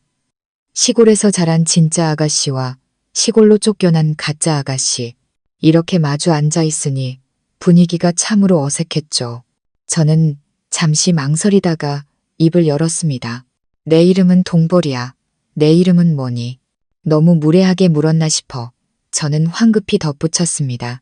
내가 시골에서 막 자라서 혹시 무례했다면 이해해줘. 맞은편의 아가씨가 부드럽게 입꼬리를 올리며 웃었습니다. 진초희, 제 이름은 진초희예요. 저는 고개를 끄덕이고는 무슨 말을 해야 할지 몰라 손에 쥔 종이만 만지작거렸습니다. 그들이 널 여기로 보냈는데 원망스럽지 않아? 진초희는 고개를 저었습니다. 단정하게 앉아있던 그녀는 이제 저를 따라 다리를 포개고 앉았죠. 어머니께서는 원래 오라버니를 무척 아끼셨어요. 그분 눈에는 정창백 가문보다 중요한 것은 아무것도 없죠. 당신이 촌스럽다고 가문의 명성에 먹칠을 할까봐 두려워하셨어요. 그리고 저는 출신이 불분명하니 내쫓으면 혼수 비용을 아낄 수 있다고 생각하셨겠죠.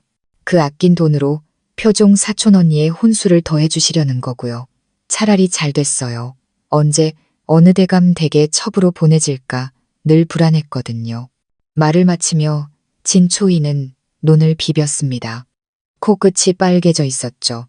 저는 그녀가 조금 불쌍해졌습니다. 명문가, 아가씨의 삶도 순탄치만은 않구나.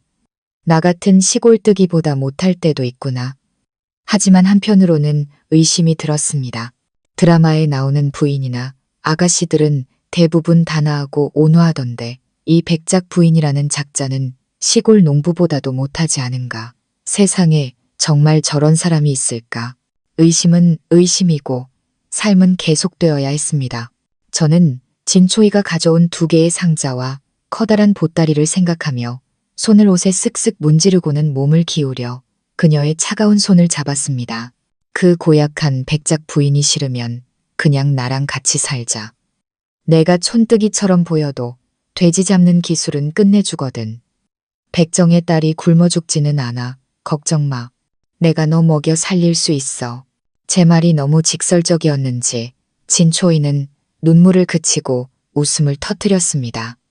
그녀는 원래 예뻤지만 웃는 모습은 더욱 예뻤습니다.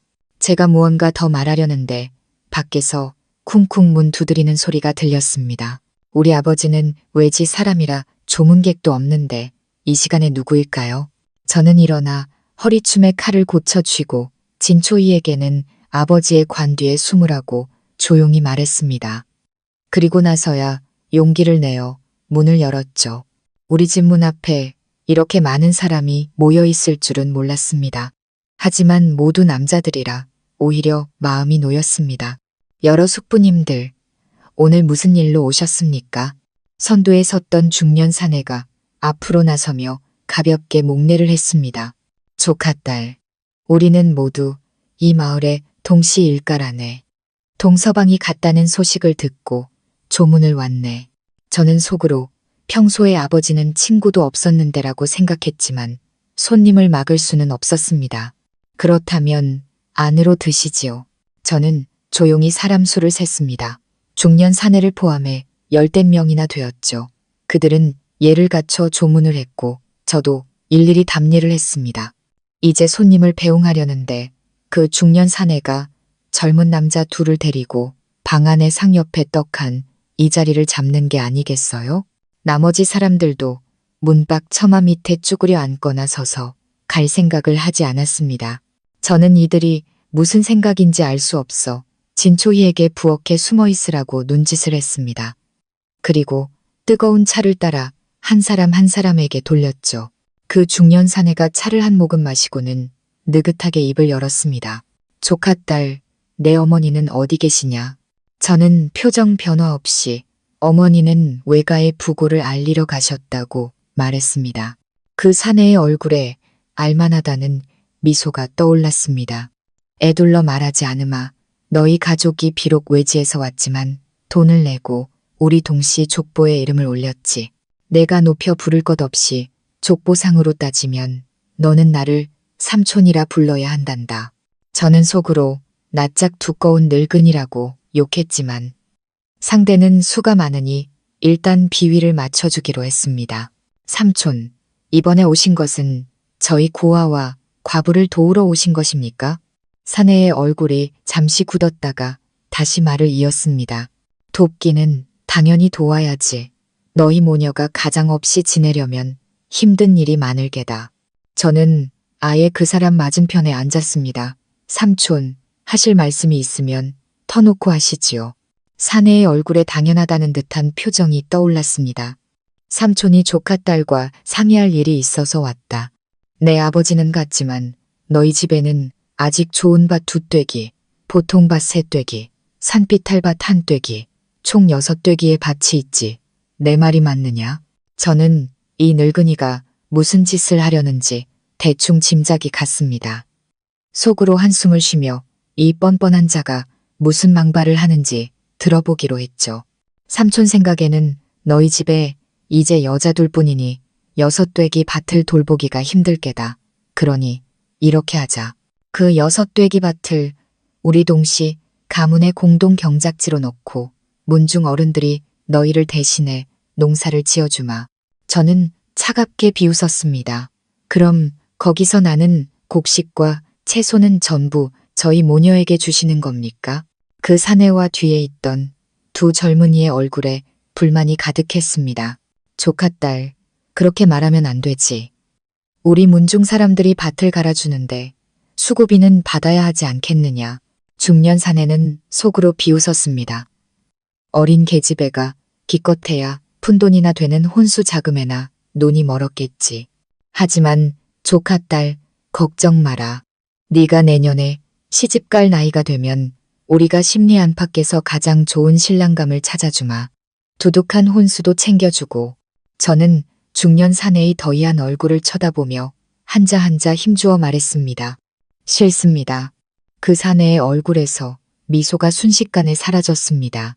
저는 벌떡 일어나 그의 코앞을 손가락으로 가리키며 소리쳤습니다. 아직 아버지 시신도 식지 않았는데 찾아와서 고아와 과부의 재산을 속여 빼앗으려 하다니. 이것은 어질지 못한 짓입니다. 불은. 저는 이미 17살이 넘었는데 저를 아직 시집갈 나이가 안 되었다고 하시는군요. 평소 저희 집과 교류가 없었다는 증거입니다. 족보 하나 들고 와서 우리 집 재산을 가로채려 하다니 이것은 의롭지 못한 짓입니다. 부이 이 어질지도 의롭지도 못한 자가 무슨 낯으로 제게 삼촌 행세를 하십니까? 몇몇 사람들의 얼굴이 불그락푸르락해졌습니다. 한 젊은 남자가 참지 못하고 소리쳤죠. 내 어미는 동씨 집안 며느리다. 남편이 죽었으니 조만간 제가 할 것이고 너 또한 동씨 집안 딸이니 나이가 차면 시집을 가겠지. 이 밭을 우리가 갖지 않으면 너희 같은 쓸모없는 것들이 동씨 가문의 밭을 다른 놈에게 넘기는 꼴을 가만히 보고만 있으라는 말이냐.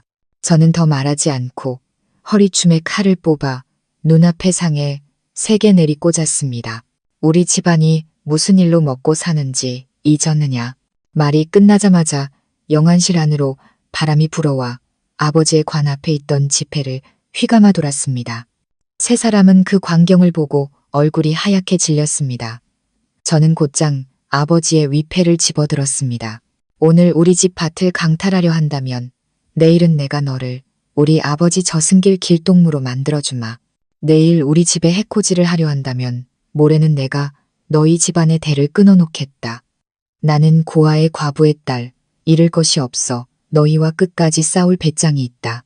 그런데 삼촌, 당신은 이 맨발의 나를 건드릴 배짱이 있으신가?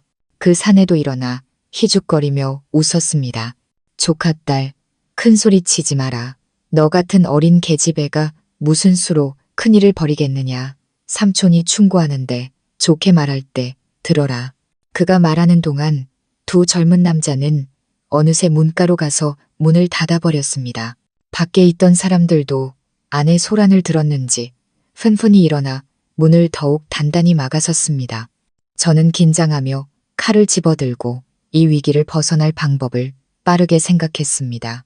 진초이를 미리 부엌으로 피신시킨 것이 천만다행이었습니다. 그런데 바로 그때 문 밖에서 소란이 일었습니다. 한 여자의 목소리가 크게 외쳤죠.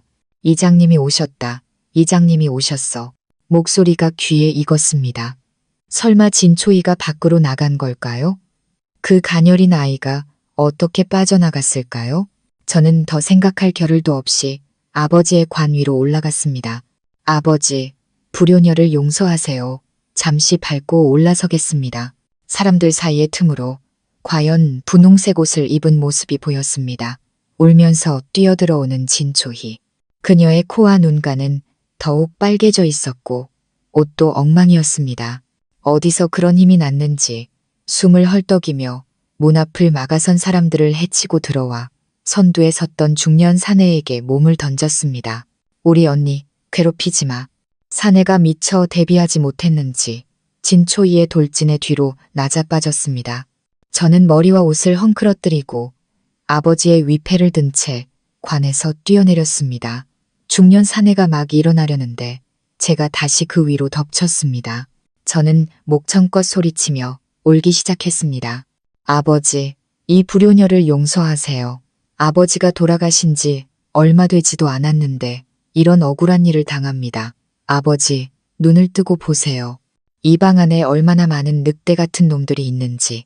저는 울면서 혼란스러운 틈을 타 사내의 뺨을 몇 대 후려쳤습니다. 진초희는 그의 다리 위에 주저앉아 얼굴을 가리고 엉엉 울었죠. 그녀가 너무 세게 부딪힌 탓에 머리가 헝클어지고 유일하게 꽂고 있던 비녀도 땅에 떨어졌습니다. 두 젊은 남자가 보다 못해 저와 진초이를 떼어내려 했습니다.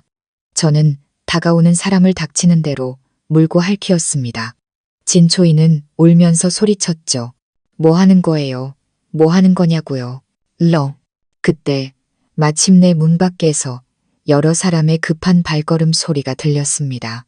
약간 위험 있는 남자의 목소리가 녹이 띈 채 외쳤죠. 모두 멈춰라. 저는 진초이를 끌어당겨 둘이 함께 위패를 끌어안고 아버지의 관 앞에 엎드려 서럽게 울기 시작했습니다. 중년 사내는 두 젊은 남자의 부축을 받아 겨우 일어났지만 곧이어 분노하며 들어온 이장에게 뺨을 2대 맞았습니다. 동서방네 셋째, 또 무슨 소란이냐. 이런 행패가 소란으로 치부되는 것을 보니 저는 속으로 혀를 찼습니다. 이장도 동시 집안 사람이니 편을 드는 것이 당연하겠죠. 하지만 이 또한 제게는 기회였습니다. 저는 위패를 진초이의 품에 안겨주고 황급히 일어나 이장의 다리를 붙잡았습니다. 이장 아저씨, 저희 자매를 위해 억울함을 풀어주세요. 저는 눈물을 훔치며 동시 셋째의 만행을 그대로 고했습니다. 진초이의 처량한 울음소리가 더해지니 오할의 억울함도 칠할처럼 보였습니다. 이장은 제 하소연을 듣고 먼저 중년 사내의 다리를 걷어찼습니다. 네가 한 짓을 보아라. 그 사내는 뺨을 맞고 발길질을 당하면서도 감히 아무 소리도 내지 못했습니다. 이장은 마치 제게 보여주려는 듯 두 젊은 남자에게 다가가 각각 뺨을 한 대씩 때렸습니다. 내 아비가 망령이 들었으면 너희라도 말렸어야지. 어서 내 아비를 끌고 집으로 가지 않고 두 사람도 찍소리 못하고 급히 사내를 부축하여 떠났습니다. 밖에 있던 사람들도 모두 흩어졌죠.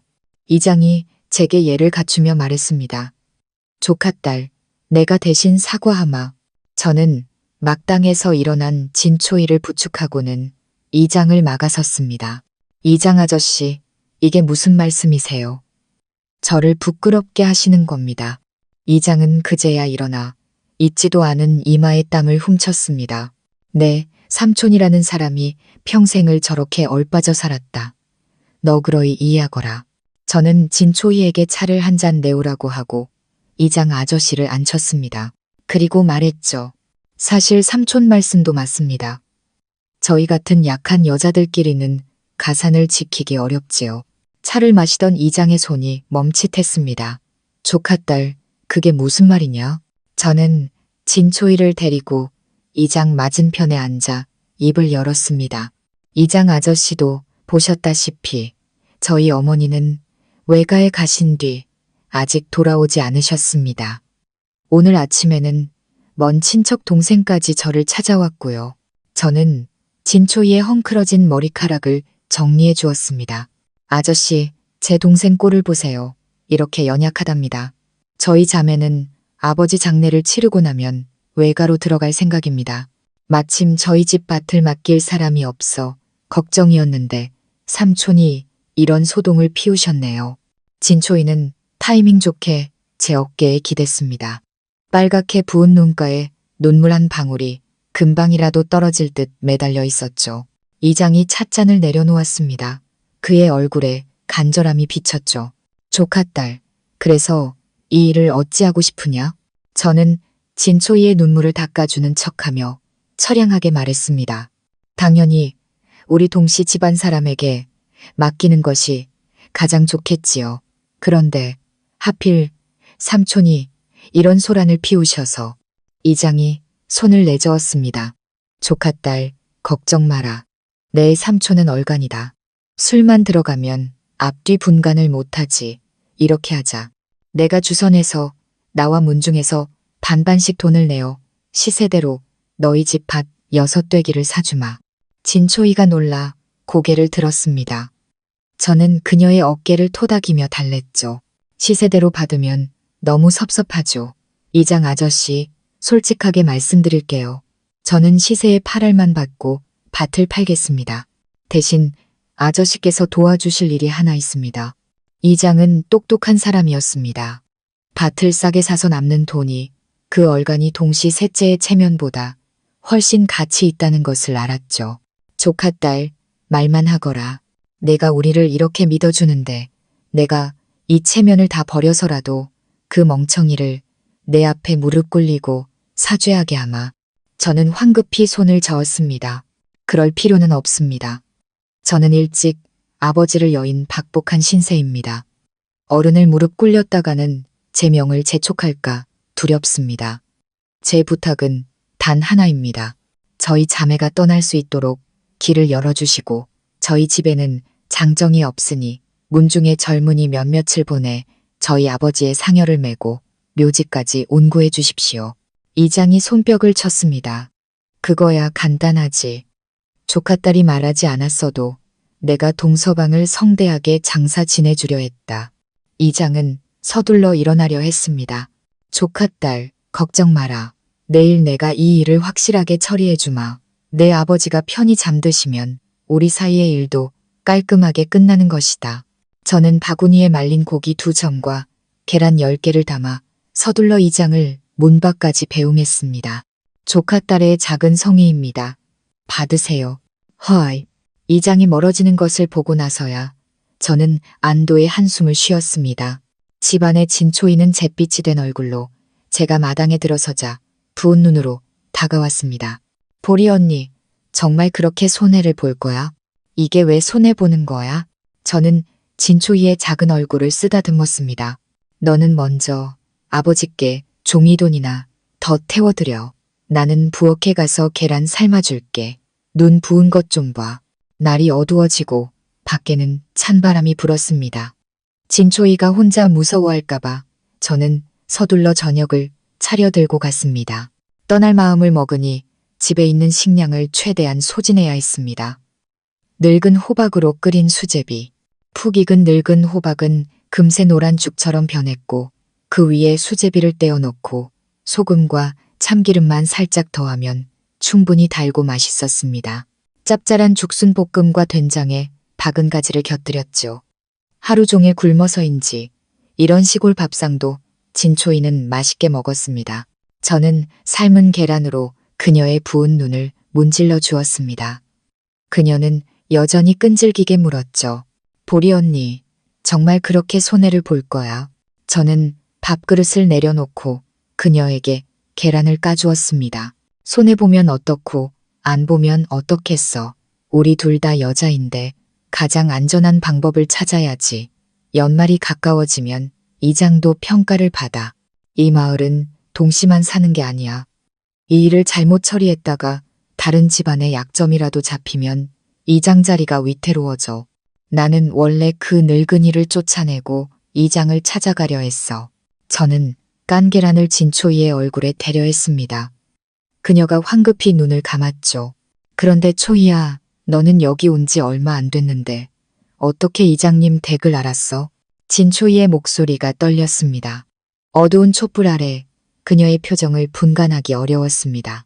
부엌에 숨어서 언니들 목소리를 듣는데 너무 무서워서 뒷담을 넘어 도망쳤어요. 길 가는 사람들에게 물어물어 겨우 이장님 댁을 찾았어요. 저는 조용히 계란을 그녀의 얼굴에 대고 문질렀습니다. 네가 직접 문질러. 이따 방 안에 화로에 불 좀 더 피우고 나는 그릇 치울게. 저는 규수 아가씨가 처음 와서 담을 넘어 도움을 청했다는 말을 믿지 않았습니다. 아마 누군가 뒤에서 알려주었겠죠. 저는 그릇을 들고 창가에 숨어 엿들었습니다. 과연 진초이가 중얼거리는 소리가 들렸습니다.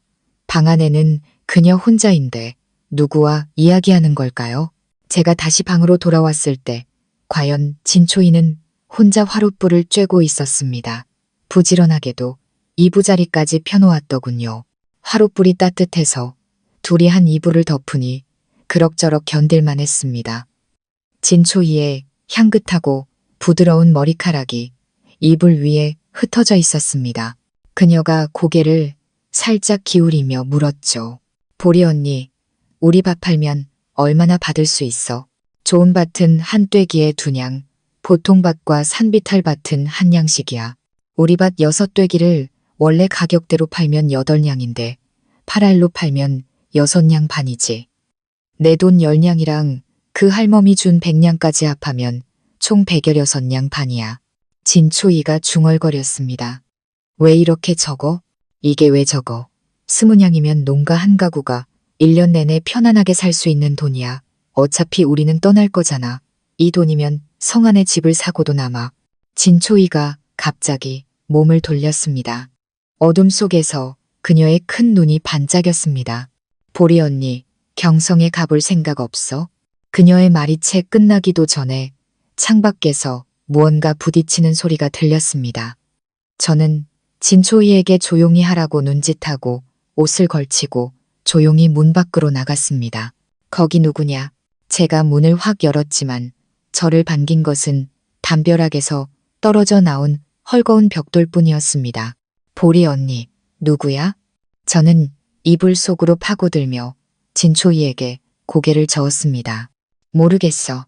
이렇게 추운데 들고양이는 아닐 테고 아마 바람 때문이겠지. 경성에 가자는 이야기는 그렇게 흐지부지 되었습니다. 다음 날 이장은 과연 건장한 젊은이들을 데리고 왔습니다. 악기를 연주하고 상여를 메고 아버지의 장례를 성대하게 치러주었죠. 장례가 끝나자 이장은 돈과 통행증을 가지고 와서 제게 방문서를 받아갔습니다. 저는 돈을 받자마자 지게를 지고 읍내로 가는 수레를 얻어 탔습니다. 저녁 무렵 저는 작은 나귀 수레를 끌고 집에 돌아왔습니다. 그런데 진초이가 뚱뚱한 안악에게 붙들려 실랑이를 벌이고 있는 게 아니겠어요? 저는 그 안악이 이웃집 동손 씨라는 것을 한눈에 알아보았습니다. 생각해보니 우리 어머니는 그녀의 목숨을 구해준 은인이었죠. 동손 씨는 혼인하고 몇 년이 지나도 아이가 없어 시어머니에게 구박을 많이 받았습니다. 겨우 아이를 가졌지만 시어머니는 틀림없이 딸일 거라며 산파도 불러주지 않았죠. 모녀가 함께 죽을 뻔한 것을 우리 어머니가 차마 비명소리를 듣고만 있을 수 없어 직접 가서 도와주셨습니다. 우리 어머니는 평소 돼지 새끼를 받는 산파였지만 지푸라기라도 잡는 심정이었던 거죠. 동손 씨는 운이 좋게도 사력을 다해 쌍둥이 아들을 낳았습니다. 아들을 낳자 동손 씨의 기세는 등등해졌고 시어머니가 돌아가신 후에는 집안의 실권을 쥐게 되었습니다. 어머니가 목숨을 구해준 은혜 때문에 평소 제게 살갑게 굴었지만 딱 거기까지였죠. 아주머니, 제 동생을 붙잡고 뭘 하시는 거예요? 저는 나귀 수레에서 뛰어내려 두 사람에게 달려가 동손 씨의 손을 슬쩍 떼어냈습니다. 진초이가 황급히 제 뒤로 숨었죠. 그런데 동손 씨가 이번에는 제 손을 붙잡았습니다. 내 좋은 보리야, 아주머니가 너한테 엄청난 희소식을 가져왔단다. 무슨 일인데 아주머니가 그렇게 기뻐하세요? 저는 동손 씨의 손을 뿌리치고 진초희를 데리고 안으로 들어가자는 신용을 했습니다. 아주머니, 일단 안으로 들어와서 차 한잔 하시면서 말씀하세요. 동손 씨는 개의치 않는다는 듯 손을 저었습니다. 우리 사이에 뭘 그렇게 따지니? 아주머니가 오늘 온 건 너한테 중매를 서주려고 왔지. 저는 더 이상 동손 씨와 얽히고 싶지 않아 그녀를 뿌리치고 나귀 수레를 끌고 안으로 들어갔습니다. 진초이가 제 뒤를 바싹 따라왔죠. 아주머니, 농담도 잘하시네요. 아버지가 돌아가신 지 얼마 되지도 않았는데 무슨 중매예요. 부모님의 허락과 중매쟁이의 말이 있어야 하는데 어머니도 안 계시잖아요. 동손 씨는 뚱뚱한 몸을 뒤뚱거리며 저를 따라왔습니다. 우리 사이가 가까우니까 그런 격식은 필요 없지. 내 어머니는 내 목숨을 구해준 은인인데 내가 널 해치겠니? 저는 나귀 수레를 세우고 나서야 몸을 돌려 동손 씨를 향해 차갑게 비웃었습니다. 아주머니, 그래서 어떤 좋은 혼처를 가져오셨는지 말씀해 보세요. 동손 씨는 제 말에 얼굴에 희색이 만연했습니다. 눈썹이 휘날릴 정도로 기뻐하며 말했죠. 아주머니가 솔직히 말할게. 바로 우리 집 시동생이란다. 올해 23이고 너는 17이니 나이도 딱 맞지. 우리 시동생 너도 알지. 사람은 좀 어수룩해도 아주 우직하고 성실한 청년이야. 우리 집안 사정도 잘 알 테고 너희 둘은 소꿉친구라고 할 수 있지. 동손 씨는 신이 나서 손뼉까지 쳤습니다. 마치 혼사가 이미 성사된 것처럼요. 저는 나귀 고삐를 던지고 칼을 찬 허리띠를 고쳐맸습니다. 아주머니가 그렇게 말씀하시니 그럼 예물과 혼수는 어떻게 되는 겁니까? 동손 씨는 제 말에 더욱 기뻐서 어쩔 줄 몰라 했습니다. 보리가 승낙하는구나. 내가 너는 똑똑한 아이인 줄 알았다. 예물은 이렇게 생각하고 있어. 우리 시어머니의 낡은 땅을 팔아서 분양을 마련했으니 그걸로 하자. 시동생은 우리랑 아직 분가 안 했어. 너희 둘 다 아직 젊으니 분가는 서두를 필요 없지. 혼이 나면 우리 집 담을 허물고 큰 마당을 만들어 같이 살자. 혼수는 보린이가 막 상을 치러서 준비할 사람이 없으니 밥 한 돈으로 대신하자. 동손 씨는 말하며 눈을 굴려 진초희를 쳐다보았습니다. 보린의 동생도 참 예쁘구나. 마침 우리 큰아들도 아직 장가를 안 갔는데 너희 자매가 같이 시집와서 겹경사를 치르는 건 어떠니? 친한 사이에 더 친해지는 거지. 아주머니, 참으로 좋은 계산을 하셨네요. 저는 손을 뻗어 동손 씨를 붙잡고 문 앞으로 끌고 갔습니다. 아주머니의 좋은 뜻은 잘 알겠습니다. 아주머니는 집에 가서 푹 쉬세요. 잠이 부족하면 대낮에도 헛소리를 하게 된답니다. 동손 씨는 제 말에 발을 동동 구르며 제 코를 손가락으로 가리켰습니다. 이 어린 것이 말을 함부로 하는구나. 내가 좋은 마음으로 너 같은 고아에게 중매를 서줬더니 도리어 나를 욕해? 좋은 마음이요. 저는 참지 못하고 비웃었습니다. 아주머니 시동생이 천치 바보에 돼지처럼 먹기만 하는 걸 누가 모릅니까? 작년에 밭에서 밤 나르던 아가씨를 쫓아다니다가 그 집 오빠들에게 두들겨 맞고 돌아왔잖아요. 이게 아주머니가 말하는 좋은 혼처입니까? 저는 돼지 잡는 사람입니다. 시집 가는 건 못해도 돼지 잡는 건 잘해요. 저를 아주머니 집에 보내서 해로운 짐승을 처리해달라는 겁니까? 동손 씨는 화가 나 얼굴이 빨개졌습니다. 너, 손가락이 제 눈앞까지 다가왔죠. 네, 어머니 얼굴을 봐서 내가 좋은 마음으로 중매를 서준 건데 내가 이렇게 내 호의를 무시해. 그녀의 말이 끝나기도 전에 저는 그녀의 손을 뿌리쳤습니다. 아주머니가 감히 우리 어머니를 입에 올려요?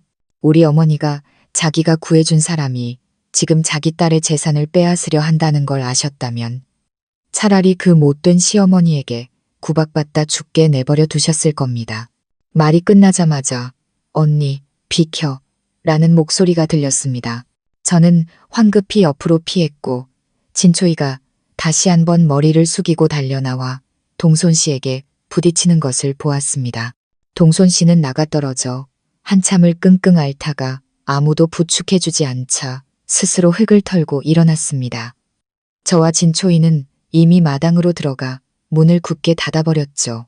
마당에서는 나귀의 의기양양한 울음소리만 들려왔습니다. 동손 씨는 화가 나 문 밖에서 한참을 욕하다가 지쳐서 돌아갔습니다. 저와 진초이는 서둘러 짐을 쌌습니다. 이곳에 더 이상 머물 수 없었죠. 내가 성안에 집을 마련해 놨어. 짐 챙겨서 날 밝기 전에 떠나자. 저는 집안에 감나가는 물건들을 모두 수레에 실었습니다. 진초이도 낑낑거리며 자기 상자를 옮겼죠. 보리 언니, 우리 여자 둘이서 길을 가려면 불편한 점이 많을 거야. 남자처럼 꾸미고 가면 좀 덜 위험하지 않을까? 저는 일어나 진초이를 빤히 쳐다봤습니다. 내 말이 맞아. 그렇게 하자. 그런데 초이야, 너 힘이 이렇게 센 줄 몰랐네. 진초이는 자랑스럽게 상자를 머리 위로 들어 올리며 웃었습니다. 아마 어머니가 무장의 딸이라서 그런가 봐요. 저도 말을 하다가 무언가 생각난 듯 입을 다물었습니다. 저는 못 들은 척 웃으며 말했죠. 너 힘이 그렇게 좋으니 우리 정착하면 내가 돼지 잡는 법 가르쳐 줄게. 저와 진초이는 밤을 새워 짐을 다 싸고 길에서 먹을 걸량도 준비했습니다. 얼굴에 솥검댕을 좀 바르고 남자 옷으로 갈아입고 날이 밝기 전에 나귀 수레를 몰아 길을 떠났습니다. 진초이는 여전히 큰 보따리를 메고 낡은 속옷을 입은 채 제 옆에 앉아 즐겁게 바람을 쐬고 있었습니다. 저는 그녀의 보따리와 나무 상자 안에 무엇이 들었는지 궁금했지만 그녀는 장난스럽게 웃으며 비밀이라고만 했습니다. 짐이 많아서 성안까지 가는데 생각보다 시간이 더 걸렸습니다. 해가 중천에 떴을 때 겨우 절반쯤 왔죠. 주변의 마을도 주막도 없는 곳이라 저는 수레를 멈추고 밥을 먹기로 했습니다. 나귀의 고삐도 풀어주고 근처에서 풀을 뜯게 했죠. 길에서 먹는 밥은 간단했습니다. 삶은 계란과 제가 직접 만든 기름, 소금 전병, 작은 단지에는 볶은 장아찌가 들어있었죠. 물통에 물과 함께 간단히 배를 채웠습니다. 전병이 좀 딱딱했는지 진초이는 아주 천천히 조금씩 먹었습니다. 어딘가 마음이 딴 데가 있는 것 같았죠. 저는 금방 배를 채우고 햇볕을 쬐는 나귀를 보고 있었는데 진초이가 벌떡 일어났습니다. 거기 누구냐? 썩 나와라. 길가의 숲에서 두 남자가 느긋하게 걸어 나왔습니다. 아가씨, 눈치가 제법이네. 우리 형제가 이렇게 오래 따라왔는데 들킬 줄이야. 저는 황급히 나귀를 일으켜 진초이 앞으로 다가갔습니다. 동손 씨의 두 아들이었습니다. 아마 어머니의 복수를 하러 온 것이겠죠. 동씨 집안 큰아들이 웃으며 이를 쑤셨습니다. 보리 동생, 말이 나왔으니 말인데 어제 너희 자매가 우리 어머니께 그 큰 망신을 줬으니 아들인 내가 체면을 찾아드려야 하지 않겠어? 둘째는 형처럼 꾸미는 것조차 귀찮다는 듯 형의 팔꿈치를 쿡쿡 찔렀습니다. 형님, 저 계집애들한테 뭘 그렇게 길게 설명해. 계집애 둘이서 뭘 어쩌겠어. 정조를 잃으면 알아서 혼수 챙겨서 시집 오겠지. 둘째는 뒤를 향해 소리쳤습니다. 삼촌, 빨리 안 오고 뭐해. 와서 저 둘 좀 잡아. 우리 일이 끝나면 삼촌한테도 좋은 일이 있을 거야. 동시 집안의 바보 삼촌이 코를 훌쩍이며 나무 그늘에서 나왔습니다. 한 손으로는 바지를 축혀 올리고 있었죠. 둘째야, 진짜냐? 둘째가 그를 앞으로 걷어찼습니다. 내가 너한테 거짓말하겠냐? 저는 남자 셋을 저와 진초이 둘이서 어떻게 상대해야 할지 막막했는데 진초이가 차갑게 비웃으며 갑자기 기세가 변했습니다. 어디서 온 쓰레기들이냐? 감히 내 할머니한테 손을 대려해. 하오. 그녀는 등에 메고 있던 보따리를 풀었습니다. 그 안에는 번쩍이는 큰 칼이 들어있었죠. 동시 형제는 망신을 당했다고 생각했는지 얼굴이 붉어져서 칼을 들고 다가왔습니다. 입으로는 더러운 욕을 짓거렸죠. 진초이의 얼굴에 경멸이 더욱 짙어졌습니다. 그녀는 말없이 칼을 휘둘렀죠. 무술을 좀 배운 듯 둘을 상대로도 밀리지 않았습니다. 저는 짐이 될 수 없다고 생각했습니다. 바보 삼촌이 뒤에서 기습하려는 것을 보고 저는 그를 막아섰습니다. 그가 희죽거리며 웃었습니다. 보리 동생, 보리 동생. 그가 제게 덮치려 할 때 저는 슬쩍 그의 발을 걸었습니다. 바보 삼촌은 나귀에게로 넘어졌고 놀란 나귀가 뒷발질을 해서 그의 중요한 곳을 정통으로 찼습니다. 바보 삼촌은 극심한 고통에 신음하며 기절했습니다. 진초이도 그 틈을 타 교묘하게 힘을 써서 형제 둘을 모두 걷어찼습니다. 나귀는 이왕 이렇게 된 거 둘 다 반쯤 죽여놓자는 듯이 걷어찼죠. 그들이 모두 기절한 것을 보고 저와 진초이는 잠시 숨을 고르고 서둘러 수레에 올라 나귀를 몰아 떠났습니다. 하지만 숲 더 깊은 곳에서 한 무리의 사람들이 나오는 것을 우리는 보지 못했습니다. 선두에 선 비단 옷을 입은 공자가 웃으며 말했죠. 저 여자의 무술 솜씨가 눈에 익구나. 가서 저 여자의 신분을 알아보아라. 그의 곁에 있던 사람이 즉시 고개를 숙여 명을 받고 떠났습니다. 비단옥 공자는 뒤에 있던 병사들에게 손짓했습니다. 저 세 사람을 뒤에 수레에 실어라. 이번에 도적을 토벌하는데 산증인이 몇 명 필요하니 저와 진초이는 밤늦게까지 짐을 다 정리하고 다음 날 이웃들에게 인사하기로 했습니다. 둘이 나란히 침대에 누워 저는 낮에 진초이가 칼을 휘두르던 멋진 모습을 떠올리며 감탄했습니다. 초이야, 네가 돼지 잡는 법을 배우면 정말 잘할 거야. 우리 둘이 한 명은 돼지를 잡고 한 명은 손질하고 그러면 아주 잘 살 수 있을 텐데. 진초이가 희미하게 웃었습니다. 그럼 보리 언니가 좋은 스승님을 찾아줘야겠네. 잠시 후 진초이가 다시 물었습니다. 보리 언니, 아버지는 어떻게 돌아가셨는지 물어봐도 돼. 저는 잠시 멈칫했다가 천천히 일어나 침대 머리에 기댔습니다. 별거 없어. 저는 씁쓸하게 웃었습니다. 아버지는 평생 돼지를 잡으셨는데 실수하신 거지. 제사날도 아닌데 내 혼수 자금을 더 모아주시려고 억지로 그 집에 부탁을 들어주러 가셨어. 새끼 돼지를 잡으러 가셨는데 그 집에서 어미 돼지를 제대로 가두지 않아서 뛰쳐나와 아버지를 들이받은 거야. 운이 나쁘게도 넘어지면서 뒤통수를 부딪혀서 그대로 돌아가셨지. 다행히 그 집에서 몇 냥이라도 보상금을 줘서 시신이라도 수습할 수 있었어. 그리고 자고 일어났더니 어머니는 사라지고 없었지. 아, 맞다. 저는 황급히 일어나 창가 책상 서랍에서 쪽지 하나를 꺼냈습니다. 나는 글을 몰라. 네가 이 쪽지에 뭐라고 쓰여 있는지 좀 봐줘. 진초이가 촛불을 밝혔습니다. 쪽지는 좀 낡았고 알아보기 힘든 얼룩이 묻어 있었죠. 저는 멋쩍게 머리를 극적였습니다. 이 쪽지는 어머니가 떠나시던 날 닭장 돌 밑에 숨겨두셨던 거야. 내가 찾았을 땐 이미 이렇게 더러웠어. 네가 먼저 보고 있어. 나는 물 좀 떠올게. 이따 손 씻어야지. 진초이가 고개를 끄덕이고 더러운 쪽지를 들여다봤습니다.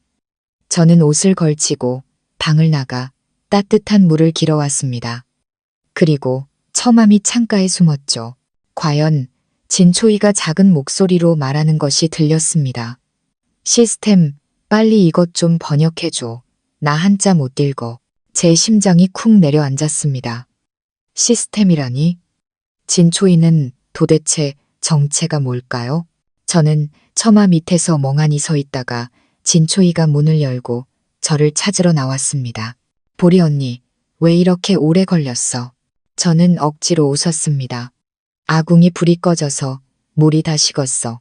손 시릴까봐 다시 데웠어. 진초이는 살갑게 다가와 저와 함께 방으로 들어갔습니다. 그 쪽지 봤어. 어머니가 은인에게 일이 생겨서 은혜를 갚으러 가신다고 하셨어. 걱정하지 말고 곧 돌아오신다고. 저는 쪽지의 글자 수를 떠올려 보며 대충 그런 뜻이겠거니 생각했습니다. 저는 진초이의 손을 씻겨주고 졸린 목소리로 말했습니다. 너무 늦었다. 우리 빨리 자자.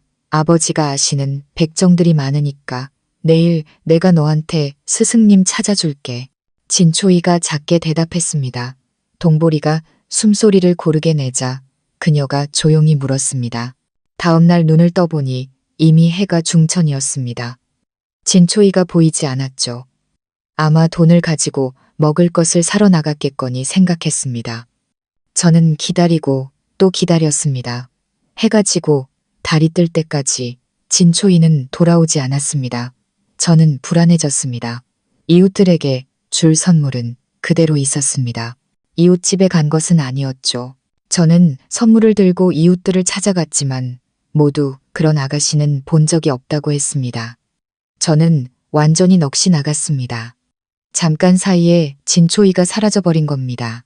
집에 돌아와 샅샅이 살펴보니 진초이의 큰 칼과 그녀가 가져왔던 2개의 상자만 사라져 있었습니다.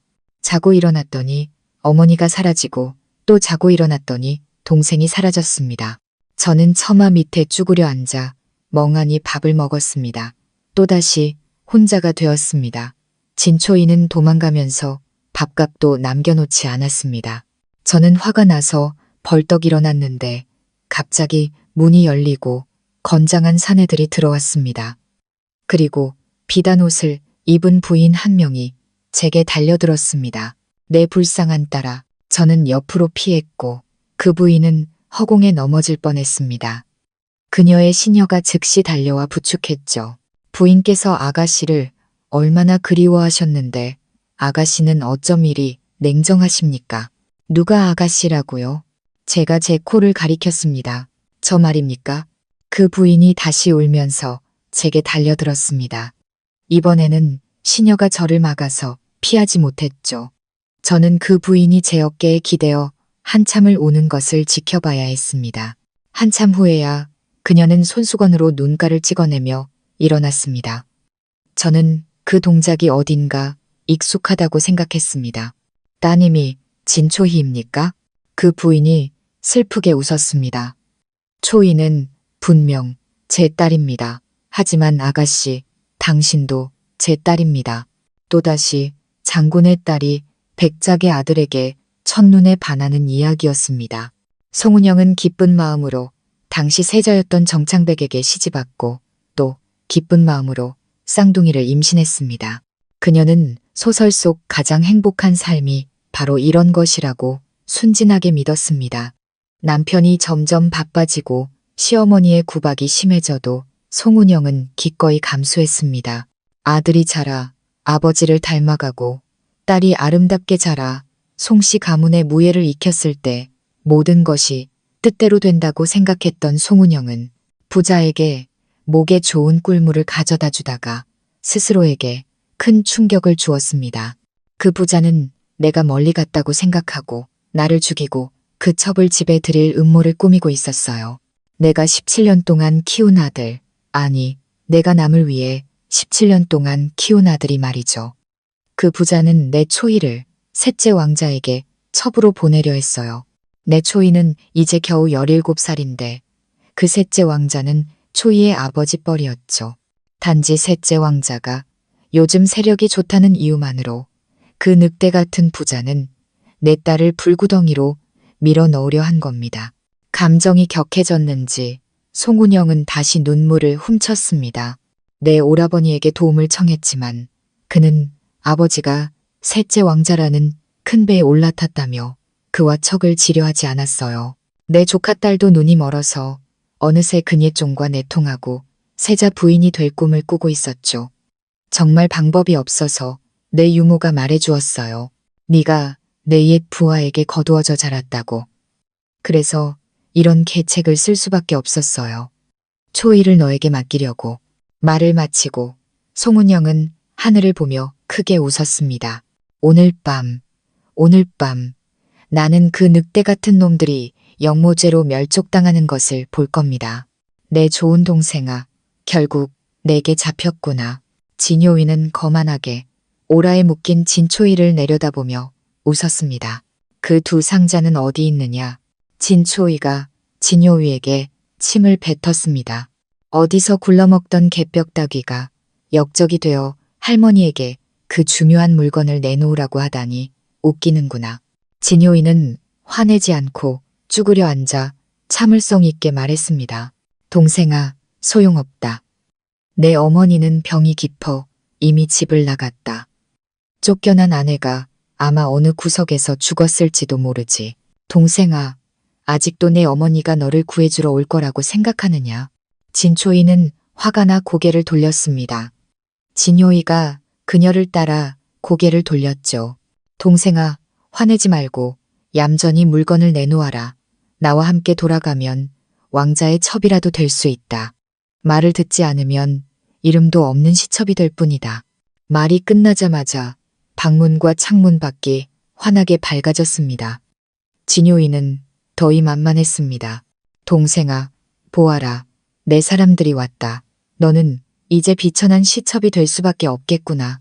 진초이는 그 말을 듣고 고개를 들어 진효이를 향해 의미심장하게 웃었습니다. 밖에서 병사들이 외쳤습니다. 역적 진효이는 즉시 나와서 목을 내놓아라. 저는 송은영의 긴 회상을 듣고 약간 짜증스럽게 말했습니다. 부인, 그래서 진초이가 지금 어디 있는지 아십니까? 송은영이 잠시 멈칫했다가 웃으며 말했습니다. 당연히 알지.